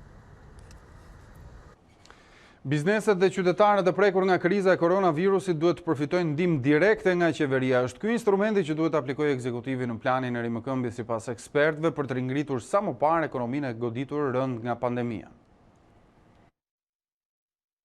Ndihma direkte për bizneset dhe familjet e prekura më rënd nga kriza e koronavirusit është instrumenti vetëm që mund të ringrejë sa më parë ekonominë, Ekspertët e ekonomisë shpjegojnë se paketa e tretë financiare duhet të fokusohet veçanërisht në sektorin e turizmit, që ka pësuar goditjen më të madhe gjatë kësaj periudhe. Për t'ju ardhur në ndihmë bizneseve, ata propozojnë edhe lehtësi të mëtejshme fiskale. Do operacioni që do ndërmerret për paketa që do të operohen, do të jetë në drejtim të përballimit dhe dhënies mundësit familjet të përballojnë jetesën gjatë kësaj kohe në cilën po përballen me këtë krizën e konsumit, me krizën ekonomike, ndihma direkte për bizneset të cilët kanë pësuar dëme. Faktori kryesor është mbajtja gjallë e turizmit. Qeveria duhet patjetër ta shikojë me sy prioritar, ndihmë direkte. Çfarë do të thotë transfer e pastër nga llogaritë e shtetit te llogaria e biznesit. Ato biznese të cilat megjithëse mund të jenë të hapura, nuk kanë kërkesë dhe këto biznese pra duhen ndihmuar dhe nuk janë bizneset kreditueshme. Ndërkohë duhet ndihmuar edhe konsumi, sepse një pjesë e mirë e popullatës punojnë në këta biznese. Këta biznese duhen ndihmuar me shtyrje taksash. Turizmi duhet ndihmuar veçanërisht sepse është mbyllur më keq se të gjithë tjerët dhe ka të ngjartë filloi punë më vonë se gjithë tjerët. Ekspertët ekonomisë vlerësojnë se prioritet duhet jepet edhe investimeve publike në vend, si dhe ruajtjes së vendeve të punës, për të shmangur një krizë të thellë të paralajmëruar nga institucionet financiare ndërkombëtare. Edhe pse të prekurit nga koronavirusi vetëm shtohen, format e sëmundjes tek pacientët këtë periudhë janë të lehta ose në rastin më të mirë pa shenja. Specialistët e laboratorit të mikrobiologjisë në qendrën spitalore universitare këtu në Tiranë vërejnë ulje të agresivitetit të virusit, ndërsa nga testimet e kryera 9% e personelit mjekësor në QSUT kanë krijuar antitrupa ndaj Covidit. Testimet serologjike do të shtrihen edhe në grupe të caktuara në popullat. Koronavirusi nuk është më agresiv si në fillimet e epidemisë, edhe pse çdo ditë shtohen të prekurit nga COVID-19. Ekspertët kanë vënë re ulje të aktivitetit të virusit. Vjolca Duro, specialiste në laboratorin e mikrobiologjisë në QSUT, tregon se këtë periudhë të prekurit po e kalojnë sëmundje në formë të lehtë ose janë pa shenja. Kemi kaluar virulenca ose shkalla me të cilët ai shkakton sëmundjen, patogenitetin, që duket e numri rasteve të reja të shtruar apo formave që janë në spital që nuk janë forma agresive apo forma të rënda siç kanë qenë në fillim. Fakti që i ka rënë virulenca do thotë që një prekur mund ta kalojë më lehtë, me pak komplikacione, nuk ka nevojë për spital. Reagimi ndaj virusit është individual, se si reagon organizmi i njëjtë apo të tjetrit. Por në këto situatë, gjitha rastet që janë ose janë pjesa më e madhe janë asimptomatike ose me shenja të lehta klinike. Fakti që janë në shtëpi dhe nuk janë të shtruar në spital tregon që ka shenja të lehta klinike. Edhe pse ende nuk ka shpjegime të sakta për uljen e agresivitetit të virusit këtë periudhë, specialistët thonë se popullata nuk duhet të hiqë dorë nga rregulla dhe masat mbrojtëse ndaj COVID-19-s.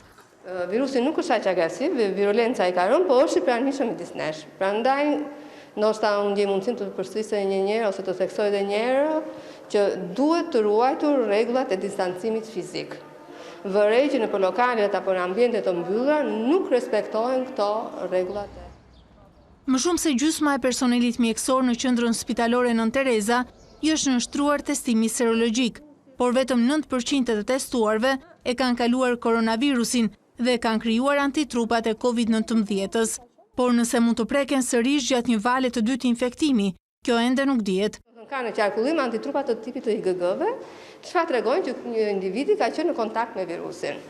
Dhe ka shanse për të prekur sërish nga Covidi nëse ne kemi një valë të dytë në vjesht? Normalisht, në gjithë infeksionet virale, po krijove antitrupa ndaj një infeksioni të caktuar, nuk prekesh më nga smundja ose mund ta kalosh në forma të lehta, por te Covidi gjërat janë ende në diskutimin e sipër. Analiza serologjike do të vijojnë për stafet mjekësore, ndërkohë që Komiteti Teknik po sheh mundësinë për shtrirjen e këtij testimi edhe në popullat, në kampione dhe në qytete të caktuara.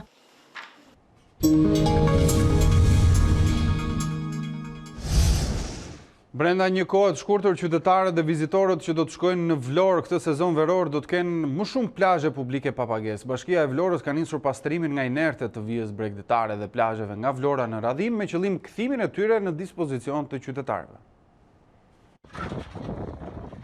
Bashkia e Vlorës në bashkëpunim me Inspektoriatin e Kontrollit dhe Mbrojtjes së Territorit ka nisur aksionin për pastrimin e plazheve përgjatë vijës bregdetare nga Vlora në drejtim të radhimës.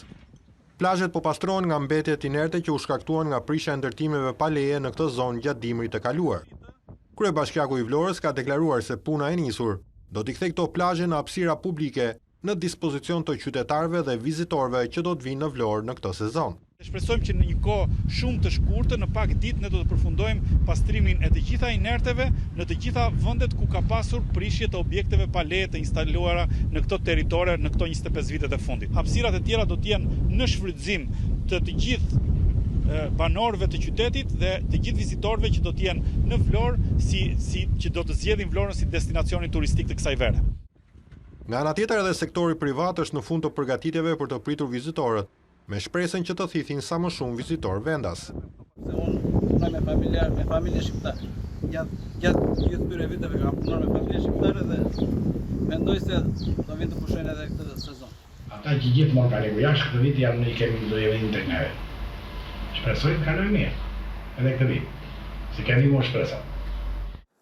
Për subjektet private, aplikimi për të marrë në përdorim hapësirat e plazheve do të kryhet në portalin e-Albania. Rikthehet problematika e vend grumbullimit të mbetjeve urbane në bashkinë e Durrësit. Pas mbylljes së Porto Romanos, mbetjet urbane filluan të hidhen në një zonë të sukthit, por prej 3 ditësh banorët e kësaj zone kanë bllokuar futjen e kamionëve me mbeturina. Bashkia ndërkohë kërkon ndihmën e qeverisë dhe Ministrisë së Financave. Durrësi në fillim të këtij sezoni veror po haset me një problematikë serioze, siç është ajo depozitimi të mbetjeve urbane. Në kushtet kur Porto Romane është mbyllur si zonë depozitimi, pasi ka nisur projekti për rikthimin e një park, kamionët me mbeturina kanë mbetur rrugëve, pasi Bashkia e Durrësit nuk ka një vend ku t'i depozitojë. Nga ana tjetër, banorët e Sukthit prej 3 ditësh kanë bllokuar rrugën e kamionëve, pasi prej disa ditësh mbeturinat po depozitoheshin në këtë zonë. Por banorët kanë protestuar duke mos lejuar kthimin e Sukthit në një Porto Romano të dytë. Këtu po bëhet një katastrofë mjedisore. Po i heqin plerat nga Durrësi dhe po na i bien ne këtu. Pra, mbyllet një plak, hapi një tjetër më e madhe. Pse? Sepse siç e shihni edhe ju vet, këtu as pak që nuk përmbush asnjë kusht për fushën mbeturinash. Por më shumë janë bust kanalit që gjitha shkarkojnë det. Këtu nuk ka vend as për Suktin, jo më për Durrësin, më kupton? Sepse e para punës ky është një kanal shumë i madh, një po ky është lum mund ta qush. Këtu është për hetim prokurorie, sepse këtu është boj katastrofë që nuk e di. Ndërkohë nga Bashkia e Durrësit jashtë kamerave, shprehen se institucioni është në bisedime me qeverinë shqiptare për të zgjidhur përfundimisht problemin, se ku do të depozitohen mbeturinat e Bashkisë së Durrësit. Po kështu kjo e fundit i ka kërkuar Ministrisë së Financave edhe një fond të posaçëm që do të bëjë të mundur depozitimin e mbetjeve në vend depozitimin më të afërt me Durrësin. Asgjësimi i mbetjeve shtazore në një prej lagjeve të Lezhës është kthyer shqetësim për banorët prej kohësh. Ata kanë kërcënuar se nëse nuk merren masa nga institucionet ligjzbatuese, protesta e tyre do të përshkallëzohet. Banorët e lagjes Skënderbeg në qytetin e Lezhës kanë protestuar përpara impjantit të asgjësimit të mbetjeve shtazore të ngritur në këtë zonë. Sipas tyre, aroma e çliruar nga procesi teknologjik është e padurueshme, duke sjellë probleme në të gjithë zonën. Banorët pretendojnë gjithashtu se teknologjia e vendosur në këtë impjant nuk i përshtatet zonave të banuara dhe është në kundërshtim me normat që mbrojnë ndotjen e ajrit. Është e padurueshme katë frujere, domethënë ovi qarkullon. Kjo është 24 orë. Kjo është natën ditë siguri vend materiali këtij. Kena shku ke inspektoriati i mjedisit. Inspektoriati i mjedisit nuk ka pranuar me ardh as për ne as për prefektin, sepse i kanë tu rikonstruktu. Ministri ka dhënë urdhë që ato janë pafuqishëm. Tjetra që është më kryesore, unë marrë vesht nga ona mekanike dhe teknologjia. Teknologjia që ka sjell këto nuk përputhet me legjislacionin që ka marrë lejen. Domethënë janë pikat shkurte, sepse një ndër pikat thotë, era keq duhet kalojë morën rrethus. Dhe na kena poja shteti se si funksionojnë përpunimi i mbetjeve shtazore. Nuk bëhet fjalë farmaci, nuk e digjon për jashtë. Kjo është një teknologji që e ka marrë në Çeki, në shtetet lindore ku nuk e lejon kush me apo, e ka sjellë edhe produktin që nxjerr nga kjo, e shon në Çeki dhe në Itali, nuk e përpunon këto, thjesht përpunohet vetëm meteorina shtazore. Banorët e lagjes Skënderbeg kërkojnë që të jepet fund kësaj situate dhe institucionet të ndërhyjnë, sepse e kanë anashkaluar këtë problematik në mënyrë të përsëritur. Në të kundërt, ata kanë deklaruar se do të ketë përshkallëzim të protestave të tyre.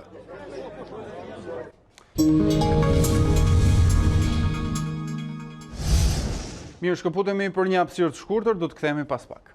Jemi sërish në transmetim të drejtë për drejtë, do të flasim për të tjera zhvillime. Qeveria Hoti nisi zyrtarisht punën me premtimin për rimëkëmbje ekonomike, bashkëpunim dhe llogaridhënie. Kryeministri i ri e mori detyrën në një ceremoni pa praninë e paraardhësit të tij Albin Kurti dhe më pas drejtoi mbledhjen e parë të qeverisë. Qeveria Hoti nisi zyrtarisht punën pasi mori dritën jeshile në seancën e votimit ditën e mërkurë. Avdullah Hoti bëri parakalimin e tij të parë si kryeministër në një ceremoni shtetërore, ku mungonin përfaqësuesit e kabinetit Kurti. Ky fundit e kishte paralajmëruar se nuk do të merrte pjesë në ceremoninë e dorëzimit të detyrës, pasi e konsideron të palishme qeverinë e re. Në mbledhjen e parë të qeverisë, Hoti shprehu besimin tek programi i tij, u zotua për bashkëpunim mes partnerëve të koalicionit dhe llogaridhënie. Qeveria e re ka për obligim që t'i jap frym demokracisë tonë të brendshme, në respektim të rendit dhe të ligjit dhe t'i nënshtrohet vetëm kushtetutës së vendit. Do të punojmë bashkë në realizimin e një programi të qeverisës në gjithë partnerëve të këtij koalicioni, duke qenë llogaridhënës para gjithë deputetëve të Kombëtarit të Kosovës, pozitë opozitë. Hoti merr timonin e qeverisë në një moment të vështirë, ndërsa vendi përballet me pandeminë e Covid-19 dhe krizën ekonomike, e cila është ende në fillimet e saj. Luftën ndaj koronavirusit dhe rimëkëmbjen ekonomike, kryeministri i ri përmendi si prioritete të programit qeverisës, bashkë me forcimin e shtetit ligjor dhe marrëdhënieve me partnerët ndërkombëtar. Prioritetet tona janë përveç luftës kundër kësaj pandemie dhe rimëkëmbjes ekonomike, forcimi i shtetit ligjor, fuqizimi i miqësive tona me partnerët tanë ndërkombëtarë, marrja përsipër në baza kushtetuese të procesit të dialogut. Ekzekutivi i drejtuar nga Hoti u votua me 61 vota në favor në seancën e bojkotuar nga deputetët e lëvizjes vetëvendosje. Ai kthehet në qeveri 4 muaj pasi kryeministri Kurti e shkarkoi nga posti i zëvendës kryeministrit, çka çoi edhe në rrëzimin e qeverisë përmes një mocioni mosbesimi. Kryetari i Lidhjes Demokratike të Kosovës Isa Mustafa e quajti të papërgjegjshëm vendimin e kryetares kuvendit Vjosa Osmani për bojkotimin e seancës për votimin e qeverisë së re. Ai nuk kurseu kritikat as për kreun e vetëvendosjes Albin Kurti, i cili nuk mori pjesë në ceremoninë e dorëzimit të detyrës. Kryetari i Lidhjes Demokratike të Kosovës Isa Mustafa reagoi ashpër ndaj Vjosa Osmanit pasi kjo e fundit kundërshtoi qeverinë e re të drejtuar nga kryeministri Avdullah Hoti. Në një postim në profilin zyrtar në Facebook, ai shkruan se bojkotimi i saj nuk ndaloi votimin e ekzekutivit të ri. Iku nga përgjegjësia ta drejtoi seancën e kuvendit në të cilën bashkëpartiaku i saj LDK-s do të votohej për kryeministër, kurse partia e saj LDK, ku akoma është nënkryetare, do ta drejtonte koalicionin qeverisës, veprimi pa precedent dhe i papërgjegjshëm. Megjithatë, Mustafa nuk njoftoi ndonjë masë të mundshme kundër Osmanit, e cila në zgjedhjet e fundit ishte kandidate për kryeministre e LDK-s. Ky reagim i tij u nxit nga kjo deklarate kryeparlamentares që u rreshtua kundër qeverisë së re. Një qeveri e cila në tërësi varet nga votat e listës serbe, që do të thotë nga Beogradi, dhe së cilës votën e 61 ja siguroi presidenti Thaçi, në kundërshtim me rolin e tij kushtetues, asnjëherë nuk mund të jetë përfaqësuese e vullnetit qytetar. Ai kritikoi Albin Kurtin për mos pjesëmarrjen në ceremoninë e dorëzimit të detyrës, duke i konsideruar deklaratat e fundit të kreut të vetëvendosjes si të ulta dhe të pasakta. Pamja e mëngjesit të sotëm me kryeministrit Hoti në ceremoninë e nderit të njësisë së FSK-s flet qartë se para tij nuk ishte kryeministër, sepse çdo kryeministër me sjellje normale do t'ia dorëzonte detyrën pasardhësit të tij. Ndërkohë vetëvendosje vazhdon të kundërshtoj qeverinë e Hotit, duke theksuar se është e paligjshme dhe kërkon zgjedhje të reja. Për këtë po organizon një peticion dhe ka grumbulluar mbi 25.000 nënshkrime në 2 ditë.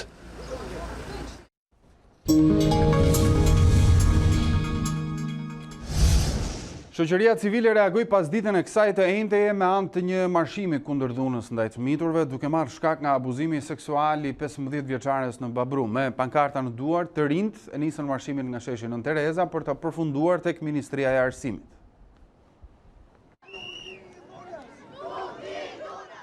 Mijëra të rinj pushtuan bulevardin kryesor të Tiranës për të protestuar kundër dhunës ndaj të miturve, nisur nga rasti i fundit i regjistruar në Babru, ku roja e shkollës abuzoi seksualisht me një 15 vjeçare. Marshimi sotëm shihet si një reagim ndaj institucioneve. Nuk do thosha vetëm thjesht për ngjarjen, por për shumë padrejtësi që qytetarë shqiptar, të rinj shqiptar janë duke kaluar në këtë momente.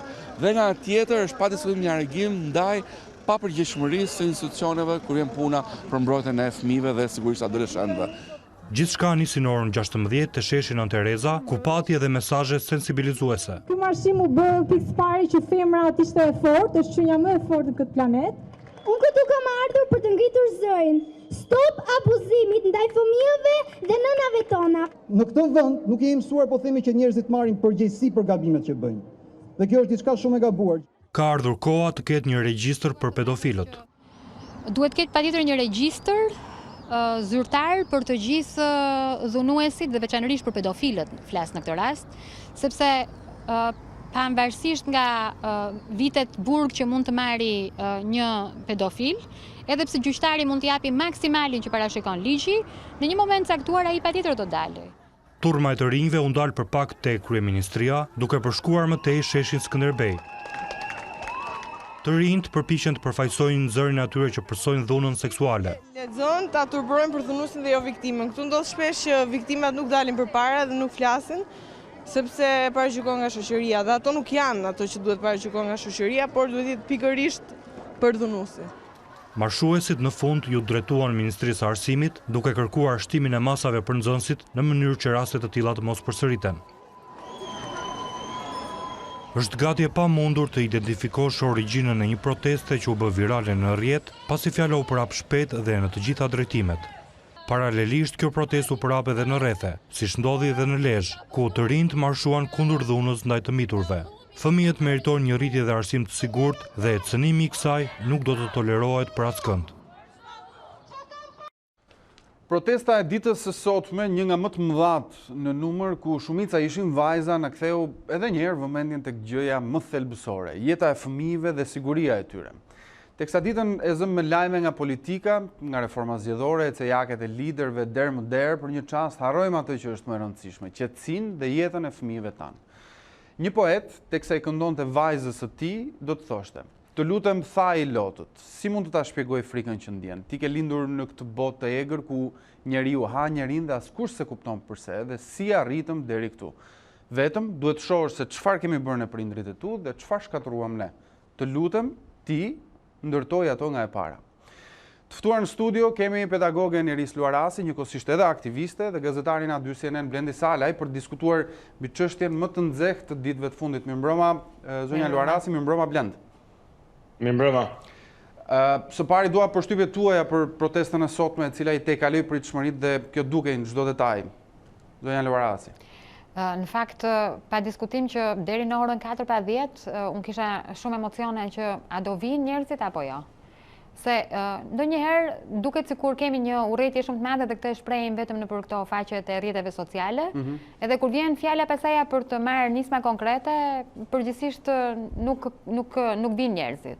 Po në fakt kjo ishte një nga gjërat më të bukura që unë kam parë ndonjëherë në jetën time dhe ishte aq emocionuese kur shikoje në fakt jo vetëm vajza, edhe gra, po edhe shumë burra, edhe shumë djem, që ishte një nga pikat më interesante të gjithë kësaj gjëje, dhe unë nuk do thoja që ishte shoqëria civile aq shumë, pa diskutim që ishte një nga organizatorët, po ishte më tepër qytetaria shqiptare. Domethënë kjo është një nga elementet që dua ta them me shumë dashuri edhe me shumë kujdes, sepse në fakt ishte lufta mes të mirës edhe mes të keqes. Në momentin që ti ke njerëz që artikulojnë në ditët e sotme që një vajzë 12 vjeçare donte të shkonte me një 65 vjeçar, kjo ishte pasaj ajo pjesa e mirë që lufton kundra kësaj të keqe të madhe dhe kundra këtyre monstruoziteteve që ndodhin vazhdimisht. Blend, si e peti, unë burare që ti ishe pjesë e marshimit të gjithë atyre që dolën për të dhënë një mesazh sot. Po natyrisht isha atje, po nuk isha vetëm unë, me të drejtën Arlind aty ishin gjithë, ishte Irisi, me qira fjala, dhe shumë kam takuar pafund miq atje. Njerëz njohur, njerëz të panjohur, njerëz po themi të përditshme së qytetit tonë, po ishte pjesa më e mirë dhe frymëzuese, ajo që mund të shikoje në atë shesh, përveç vajzave, siç Irisi tha, kishte edhe shumë djem, kishte edhe shumë burra, ishte shoqëria, jo shoqëria civile, po ishte vetë shoqëria shqiptare, e cila tregoi sot se është, unë duhet ta them, më përpara se sa politika, më përpara se përfaqësimi, më përpara dhe se sa media. Shoqëria civile, ata të rinj që ishin atje tregojnë se ku duhet ishin realisht dhe se kemi mbetur mbrapa. Ishin atje për të drejtuar në disa institucione të shtetit, për të kërkuar më shumë siguri në shkolla, më shumë impenjim, më pak indiferencë, më pak korrupsion, më pak nga kjo, po themi, gjella e zakonshme që gatuhet, burokracia që i zvarrit gjërat. Nuk e di, por është një shoqëri e cila meriton më shumë dhe e tregoj këtë sot në sheshin Nën Tereza, në bulevardin Dëshmorët e Kombit, që unë, ashtu sikur Irisi e tha, nuk e kisha parë aq të bukur, aq të mbushur dhe aq kuptimrot sa sonte. Kjo datë 4 qershori do të mbahet më siç protestat e studentëve, edhe ato të armëve kimike, të cilat kanë qenë, po themi, një show force, një tregim force i shoqërisë civile, edhe i shoqërisë në përgjithësi, sot ishte një tjetër datë. Mirë, le të zbresim tani në rafshin e diskutimit më të nxehtë që ka kapur shoqërinë tonë ditët e fundit. Dënimi për abuzuesit. Edhe qëllimi i protestës, përveç reagimit qytetar që kishte, na solli në vëmendje ashpërsimin e ligjit kundër abuzuesve të fëmijëve ose thënë më drejt për dhunuesve. Nga sa e lexuat ju që ishit brenda protestës, çfarë kërkonin vajzat dhe të gjithë qytetarët më së shumti në lidhje me ligjin? Pa diskutim që kërkohet një nga gjërat që ishte edhe kërkesa jone dhe që ne në fakt do ta fillojmë si iniciativë edhe ligjore, është pikërisht bërja një regjistri të të gjithë atyre që janë pedofil në radhë të parë. Që është një drejtë e njeriut, është e drejta ime si qytetar, që ta di që njeriu që po merr me qira apartamentin përballë është pedofil, ka qenë i dënuar në burg për pedofili. Kam pasur debate gjatë ditës së sotme edhe me njerëz që më thonin që pa i ka kryer dënimin e tij, edhe pse duhet që të jetë në këtë pjesën e këtij regjistrit dhe duhet jetë publik. Në fakt, unë mendoj që në qoftë se ne nuk e bëjmë këtë regjistrin publik, ky vend mund të bëhet parajse pedofilëve. Është shumë e thjeshtë në ditët e sotme ku ti edhe nuk lajmëron se ku e ke banesën, edhe ku e merr shtëpinë me qira edhe nuk ka një vend se ku mund të raportohet se kush e ka marrë këtë shtëpinë me qira, që të gjendesh në një situatë nga më të tmerrshmet në jetën tënde. Kështu që pjesa e regjistrit është një gjë që është jo vetëm e drejtë e njeriut, e të gjithë qytetarëve, po nga ana tjetër ka edhe elementin tjetër që në një farë mënyrë e ndërgjegjëson edhe shoqërinë. Në qoftë se banorët e lagjes X e dinë që aty jeton një pedofil, secili prej tyre pa asnjë lloj dyshimi në mënyrë intuitive, është shumë i kujdesshëm nëse ai afrohet një fëmijë, edhe mund t'i bëjë një telefonat mamas apo babait atij fëmijë dhe i thotë që e kemi parë në shoqëri me këtë burrin, ëh. Kështu që kjo është një nga nismat ligjore një herë të parat që ne do bëjmë. Unë në një kështu Ky është vetëm një hap apo e shihni si zgjidhje? Jo, kjo është vetëm një hap, sepse për shembull rasti i Kavajës, edhe dënimi i djemve që përdhunuan 13 vjeçare në Kavaj, është prapë një element që të çon prapë për të reflektuar, për të kuptuar që ne kemi ligje, po ligjet nuk janë ligje që janë shkruar në gur dhe ato nuk lëvizin, në momentin kur ti e shikon që ligji është i pamjaftueshëm. Ata djem, për shkak të moshës së tyre të mitur, edhe për shkak të legjislacionit, gjykata e apelit në Durrës i dënoi pa diskutim brenda legjislacionit me aq sa mundet të dënosh të miturit. Por në realitet ata bën më pak burg se sa ishte periudha që ata përdhunuan atë vajzë. Edhe kjo është absolutisht e pandershme, sepse vërtet flasim për dhunues që janë të mitur, po kur vjen fjala ndërmjet dy palëve të mitur, pa diskutim që duhet të prevalojnë të drejtat e viktimës edhe jo të drejtat e dhunuesve. Elementi tjetër pastaj është për t'u parë nëse gjykata e apelit në Durrës i ka detyruar ata që të marrin pjesë në shërbime rehabilitimi për të bërë terapi në radhë parë, sepse realiteti në fakt duhet ta themi hapur është realiteti që këta djemt lirohen, nuk shkojnë as në shërbime terapie. Shumë shpejt mund të fillojnë të nxjerrin foto në Instagram, të dalin rrugëve të qytetit duke u kapardisur, ndërsa viktima në fakt është detyruar të largohet bashkë me familjen, të largohet nga qyteti. Domethënë, duhet të marri fund edhe nëpërmjet këtij regjistri, pa diskutim që merr fund një nga gjërat e tjera, se kur ti ke qenë i dënuar për dhunë seksuale, nuk mund të bësh deputet nesër, do me thënë kjo duhet jetë një nga ABC-rat e gjithë kësaj historie. Kështu që për këtë arsye them që regjistri është vetëm njëra anë, po patjetër që duhet të rritur masa e ndëshkimit kur ka dhunë seksuale dhe veçanërisht dhunë seksuale ndaj të miturve, edhe pse kjo dhunë mund kryhet nga të mitur të tjerë, ata duhet paguajnë sepse kanë kryer një gjë që nuk duhet ta bëjnë. Në fakt, kemi patur deputet me dosje më interesante se sa kjo që përmendët. Që është akoma dhe më e tmerrshme edhe nëse mësojmë nga kjo gjë, pastaja nuk di çfarë them, po shiko, kjo e sotshme, nuk doja të flisja për këtë se. Ke patur edhe kryetar bashkisë që janë dënuar për dhunim në grup, gjithashtu. Po. Në fakt, debati ditëve të fundit është shtrirë edhe tek përgjegjësia e strukturave përgjegjëse Blenda, apo jo, shkolla, policia, bashkia, ministria dhe kështu me radhë, siç ndodh gjithmonë, të gjithë kanë atë përgjigjen gati, përgjegjësia nuk është e jona, në fakt, ku duhet drejtuar gishti? Unë do të shtoj edhe mediat në këtë, kemi parë ca horrore këto ditë e fundit, Arlinë, dhe më duhet ta theksojmë që jemi në televizion tani që ka media të cilat në mënyrë të jashtëzakonshme, të papërgjegjshme, kanë abuzuar me atë që përmendi dhe kryeministri sot. Dhe i jap shumë të drejtë për këtë dhe më vjen shumë keq që ka të drejtë, sepse do doja të mos kishte drejt kur fliste për mediat, por në këtë rast kanë abuzuar me të, sepse media është përçuesi i mënyrës se si mendojmë në shoqëri, mënyrës se si trajtojmë gjërat. Unë mendoj, nisma ligjore që Irisi e përshkroi është e shkëlqyer, natyrisht ai regjistër duhet, ekzistojnë vende të tjera dhe shumë praktik edhe ndihmon familje që të ruhen. Po nga ana tjetër, se ligje kemi, ne duhet fillojmë të zbatojmë ato ligje që i kemi. Në letër ato ekzistojnë dhe janë të mira. Institucionet nuk i marrin seriozisht. Oficerët e policisë ndonjëherë nuk i marrin seriozisht. Aty ku viktima shkon, viktima bëhet që ndihet që është më mirë mos flasi, thonë ik më i vajzë, thonë ç'e do njollosesh, do të dalë emri në gazetë, do ta marrin vesh tjerë, do mbetesh pa martuar. Ky është mentaliteti me cilin viktimat priten kur ata duan të flasin, kur ato duan të flasin kryesisht. Kështu që ne kemi, unë mendoj që kjo protestë përtej nismave ligjore, cilat do të ishin një gur, po themi, i prekshëm, që do të qëndronte aty dhe do të ndihmonte dhe do të kishte efekt në kohë, duhet gjithashtu që të sulmojnë një mentalitet që e dënon gruan, e bën atë fajtore kur ajo përdhunohet, dhe ajo duhet ndihet keq, ndërkohë që ne i rrahim krahët çunave dhe kemi këtë kulturën që ai që ka më shumë, po themi, trofe me seksin tjetër, konsiderohet një mashkull i arritur. Kjo është një mentalitet i cili na e ka bërë shoqërinë, se këta janë meshkuj që rriten edhe bëhen ata që kthehen pedofilë dhe pastaj kemi këto histori. Iris, shumë kritika ditët e fundit ndaj media, si meritojmë?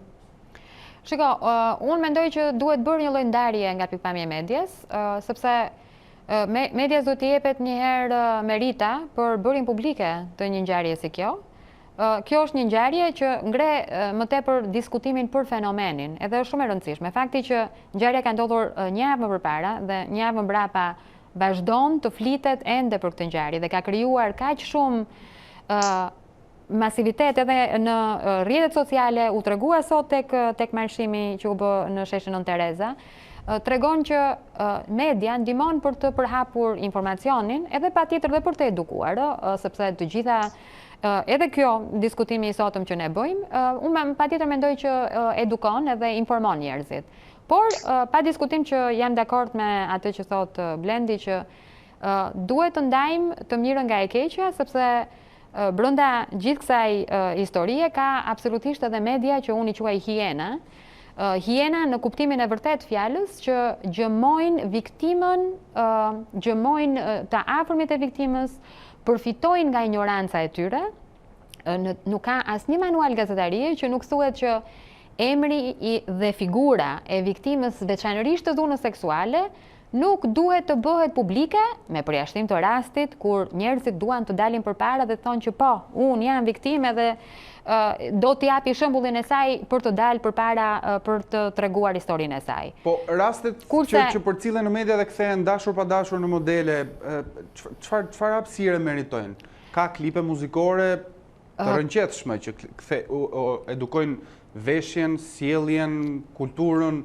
Do me thënë, nga pikpamja e medias, për këtë e kam fjalën, ka media profesionale që kanë raportuar në mënyrë ekselente dhe kanë mbuluar me profesionalizëm të gjithë lajmin për vajzën, siç ka edhe këto mediat e tjera që thash, që janë hiena, që nuk lën gur pa gërmuar që të nxjerrin çfarë do lloji historie vetëm për të pasur ose më shumë klikime ose më tepër shikueshmëri.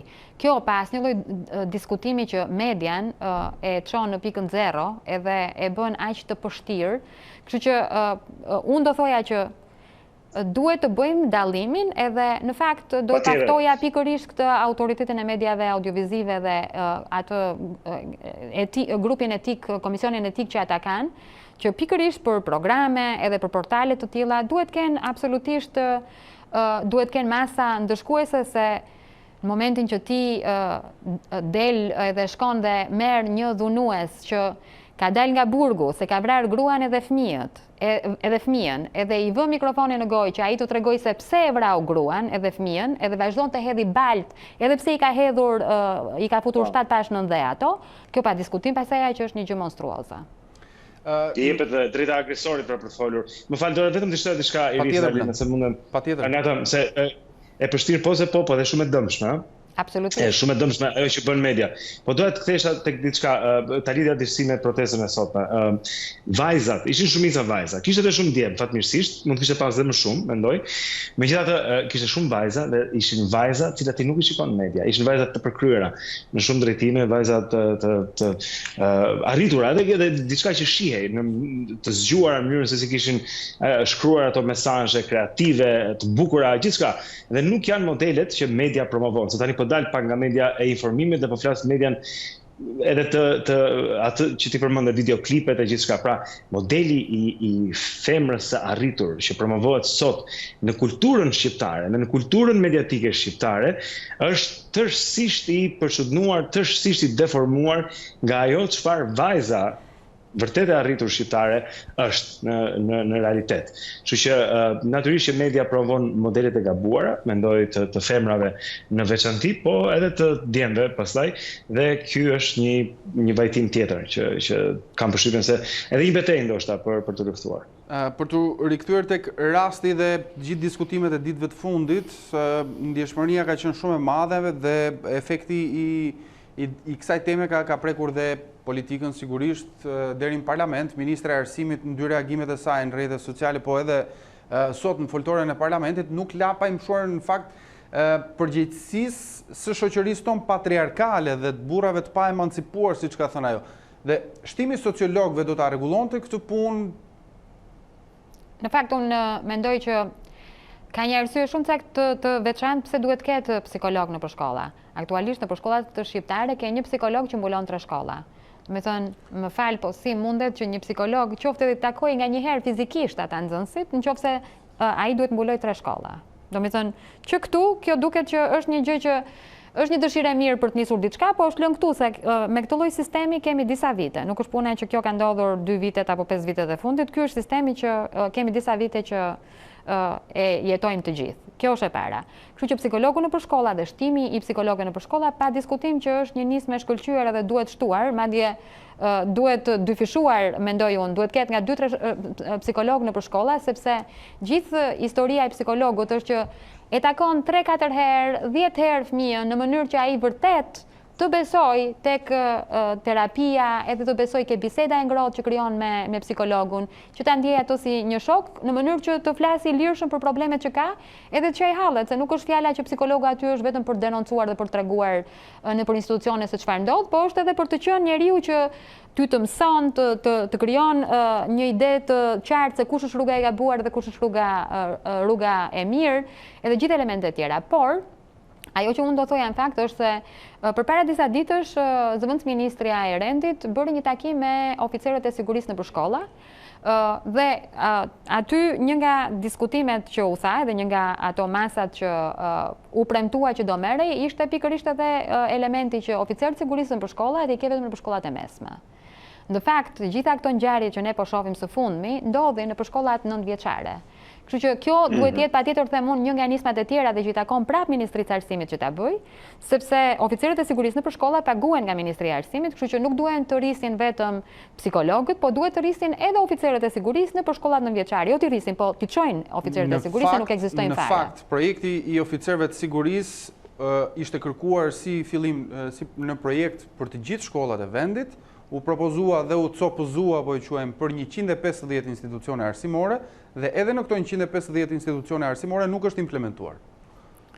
Kujton një shprehje shqiptare e cila thotë u reduktua kokoshi, u bë kokoshi një thelë. Se kështu nisi me firmat e të dy ministrave dhe tani kemi një gjë që nuk pothuajse nuk ekziston në realitet. Kjo çështja e oficerëve të sigurisë në shkolla. Po janë përgjegjësi që shteti ta marrë. Ekziston, se në fakt e mbaj mend ditën në takim. Ishin rreth 90 oficerë sigurie që tani nuk mund të themi që se janë ca njerëz që punojnë me dashuri në këtë vend, edhe ne nuk dim të themi që cilët prej tyre e bëjnë punën dhe cilët prej tyre nuk e bëjnë. Kështu që fakti që ekzistojnë edhe që unë i pash në një nga këto takimet virtuale 90 oficerë sigurie, do me thënë që ata janë aty, po janë vetëm për shkollat e mesme që nuk është fare mjaftueshme. Të gjitha rastet që ne po shohim ndodhin në shkollat nënvjeçare. Ideja për një kastrim kimik të përdhunuesve është hedhur edhe disa vite më parë, por nuk dihet si përfundoi vetëm si një ide, ndërkohë pankartat që pam sot në protestë na e risollën vëmendje sërish. Duhet apo jo, Iris? Shiko, në fakt e thash edhe një herë që më tepër lindi si pjesë e kësaj emocioneve që kam unë për studio televizive, edhe urrëties që kam ndaj këtyre njerëzve që dhunojnë veçanërisht fëmijët, që është absolutisht një urrëtie e jashtëzakonshme. Po, në fakt, pasaj më mbrapa, po i shikoja me shumë seriozitet edhe e pash që shteti i Kalifornisë e ka sot e kësaj dite në ligj kastrimin e pedofilëve. Alabama e ka miratuar një vit më përpara, në 2019, kastrimin kimik të pedofilëve për fëmijët që janë në moshën 13 vjeçë, se ndoshta edhe është një lloj sigurie që kërkoj unë si prindër në radhë parë, që në momentin që ai e kryen dënimin, ti në momentin që e kastron atë në mënyrë kimike, ai nuk ka më asnjë shans që të dëmtojë fëmijën tjetër kur dalin nga burgu. Kështu që nuk më duket se është në fakt kaq shumë ekstreme, se në fillim fare shumë njerëz menduan që ishte ekstreme, po të them drejtën, nuk më duket tani sa më shumë e mendoj, aq më tepër filloj të bindem që edhe kjo mund të jetë një nga gjërat e tjera që mund të kërkohet nga pjesa e legjislacionit. Mos harrojmë hallkën e drejtësisë. Blend, jo më larg se dje gjykata apelit në Kavaj liroi 7 adoleshentë të dënuar para një viti për të njëjtën arsye dhe reagimi ishte pothuaj në të njëjtin nivel pra nga publiku. Të kesh ligjin është një gjë, pra të kesh një ligj të ashpër është një gjë, por zbatimi është një çështje tjetër apo jo. Sa e zbaton ndërkohë institucioni shqiptar sot drejtësim, pra ligjin që kanë dispozicion? Po shiko, ajo është diçka që duhet parë në statistika, kam përshtypjen, sidomos për rastet si këto. Është e rëndësishme që ne kemi një reformë drejtësie e cila ka kaq vite që zgjat dhe që gjithë shqiptarët e duan, sepse ne dimë që në dyert e gjykatave të Shqipërisë njerëzit mund të blejnë lirinë pavarësisht se çfarë krimi kanë kryer. Kemi parë vrasës që paguajnë dhe ecin, kemi parë po themi akuza të cilat bien papritmas, dhe ne dimë që kemi sistem drejtësie të kalbur dhe ky nuk është një vend as i sigurt as i mirë për viktimat, sidomos për viktimat e dhunës, sepse abuzohet me ata që janë të pafuqishëm, ata që nuk e blejnë dot drejtësinë, natyrisht pastaj agresorët kanë edhe mundësi që të, kështu që në një vështrim përgjithshëm për të mos të futur në detaje teknike që nuk i njohim, do të thoya se natyrisht që ka një problem me drejtësinë. Ne kemi parë edhe shumë tjera të këtyre rasteve dhe perceptimi është krijuar, dhe kjo është pastaj se çfarë i shtyn vajzat që të mbyllin gojën. Ky është një problem ku ti i ke këto raste sot e gjithë ditën, ku femra dënohen, shtypen, keq trajtohen, shtrëngohen,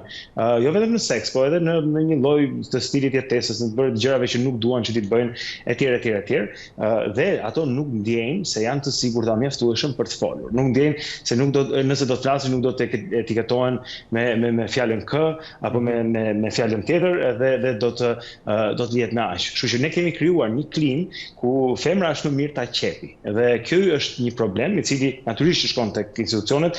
Ti përmendë Ministrinë e Arsimit dhe Ministrën sot. unë nuk është se e ndoqja e pash kronikën më herët në A2 CNN, po jo fjalën e saj të plot, po do kisha dashur që të dëgjoja më shumë në timpsuri. E parë sikur ishte një lojë ping-pongu. Zoti Rama përmendte ping-pongun dje, po edhe kjo që e ka fajin media, apo ka fajin shoqëria, apo ka fajin patriarku, e kanë të gjitha dhe këtu ka faj për të tërë, por nga ata që paguhen për drejtuar, unë do të prisja më shumë përgjegjësi mbi veten. Ky drejtimi i gishtit të tjerëve është bërë një histori shumë e vjetër në Shqipëri, sidomos tek këto raste. Më fal, do të përmend edhe zonin Mimi Kovelli dje që drejtonte gishtin tek zyshat. Pa i hyrë nëse ka apo s'ka të drejtë një zysh që të rregulloj flokët, e natyrisht që ka, unë do të thosha që ky drejtim i gishtit edhe një herë tjetër është bërë shumë i vjetër. Për të respektuar dhe kohën që kemi në dispozicion, sepse jemi në limite, pyetja e fundit për të dy, çfarë rreziku, a ka rrezik që njerëzit të kalojnë në vetgjyhtësi në raste të tilla? Pa asnjë diskutimi që kjo ekziston si rrezik, dhe kjo është një nga arsyet që pse në vende demokratike forcojnë ligjet kur shikojnë që ato janë të pamjaftueshme, dhe njerëzit duhet bëjnë institucionet në këtë rast, duhet bëjnë analizat e tyre për të parë që ku çaloi problemi, ku ishte polici në komunitet, çfarë ndodhte me oficerin e sigurisë në shkollën e mesme ku ishte vajza, edhe këto janë të gjitha, mendoj unë që duhet jenë objekt i analizave. Çfarë ndodh me lëndën e, jo vetëm lëndë, ajo nuk është një lëndë, por është një modul. Çfarë ndodh me modulin e edukatës seksuale nëpër shkolla? Ka një arsye pse ka edukim seksual nëpër shkolla, është një nga modulet që pothuajse nuk bëhet fare edhe në shkolla në Tiranë, nuk po flasim, jo, imagjino pasaj shkolla periferike. Që mësuesja ose bën sikur e haron fare modulin, ose është e paprgatitur dhe nuk ndihet, dhe në këtë rast më mirë mos ta bëj se sa të flasi budalliqe. Dhe elementi tjetër pasaj është që kur e bën orën e edukatës seksuale, i thotë djemve, ju largoni se tani këtë orën e kemi vetëm e vajzat. Domethënë, të tëra këto institucione duhet bëjnë analiza të këtyre gjërave, të nxjerrin përgjegjësitë e tyre, edhe të përmirësojnë punën, se gjithmonë e gjitha ka lidhje me pjesën që ti të përmirësosh procesin, nga i cili jo gjithmonë është perfekt, ka gabime pa asnjë lloj diskutimi, që dobësitë tua ti kthesh në pikat forta në të ardhmen. Domethënë kjo është një nga mënyrat, mendoj unë, më të mira për ta parë të gjithë këtë gjë. Kjo pjesa pasaj që se kanë fajin unë se pati ai etj, mua më duket e tejkaluar, edhe ka ardhur koha që institucionet fillim fare të bëjnë një mea culpa, edhe ta provojnë një këtë. Unë mendoj që publiku është shumë më dashamirës kur ti thua që ne s'ishin të përgatitur për ta dhënë edukatën seksuale në shkolla, edhe ta pranosh këtë gjë dhe thuash që do i trajnojmë mësuesit tani, nga kjo mësuam këtë gjë. Nuk është ai rreziku i kostos politike. Prandaj them, njerëzit janë dashamirës edhe reagojnë, mendoj unë, edhe si specialiste komunikimit, reagojnë shumë më tepër mirë ndaj ndjesës, sesa ndaj pjesës që ti përpiqesh mos ta shohësh përgjegjësinë ke vetja jote, po ta hedhësh përgjegjësinë gjithmonë tek tjetri. E qartë, mirë, jemi po Blant, diçka të fundit përpara se. Jo, do thosha vetëm, po shumë shpejt do të them vetëm këtë gjë, që do të ketë më shumë edukim, qoftë në media, qoftë në institucionet tona, se çfarë do thotë ta manipulosh dikën mendërisht, emocionalisht, ta shtrëngosh ata ekonomikisht, pra ne nuk flasim për këto tema. Ka shumë viktima të këtyre sot e kësaj dite në vendin tonë, por nuk kanë vëmendjen e shoqërisë dhe nuk ka edukim mjaftueshëm që viktima ta di se po abuzohet, po shtrëngohet, po manipulohet nga ai që ka si dhunues të vetin dhe që ka një mundësi për të folur. Duhet të flasim më shumë për këto, edhe më pak për këpëratat. Iris Luarasi, Blendi Sala, ju falenderoj të dyve. Faleminderit. Këtu të nderuar shikues, kemi mbritur në fund të kësaj hapësire informative. Përpara se ndajmë si gjithë, kujtoj të klikoni edhe faqen tonë të internetit, do të gjeni aty të përditësuara informacionet e fundit nga vendi, rajoni dhe bota në A2CNN.com. Bashkë mirëpafshim.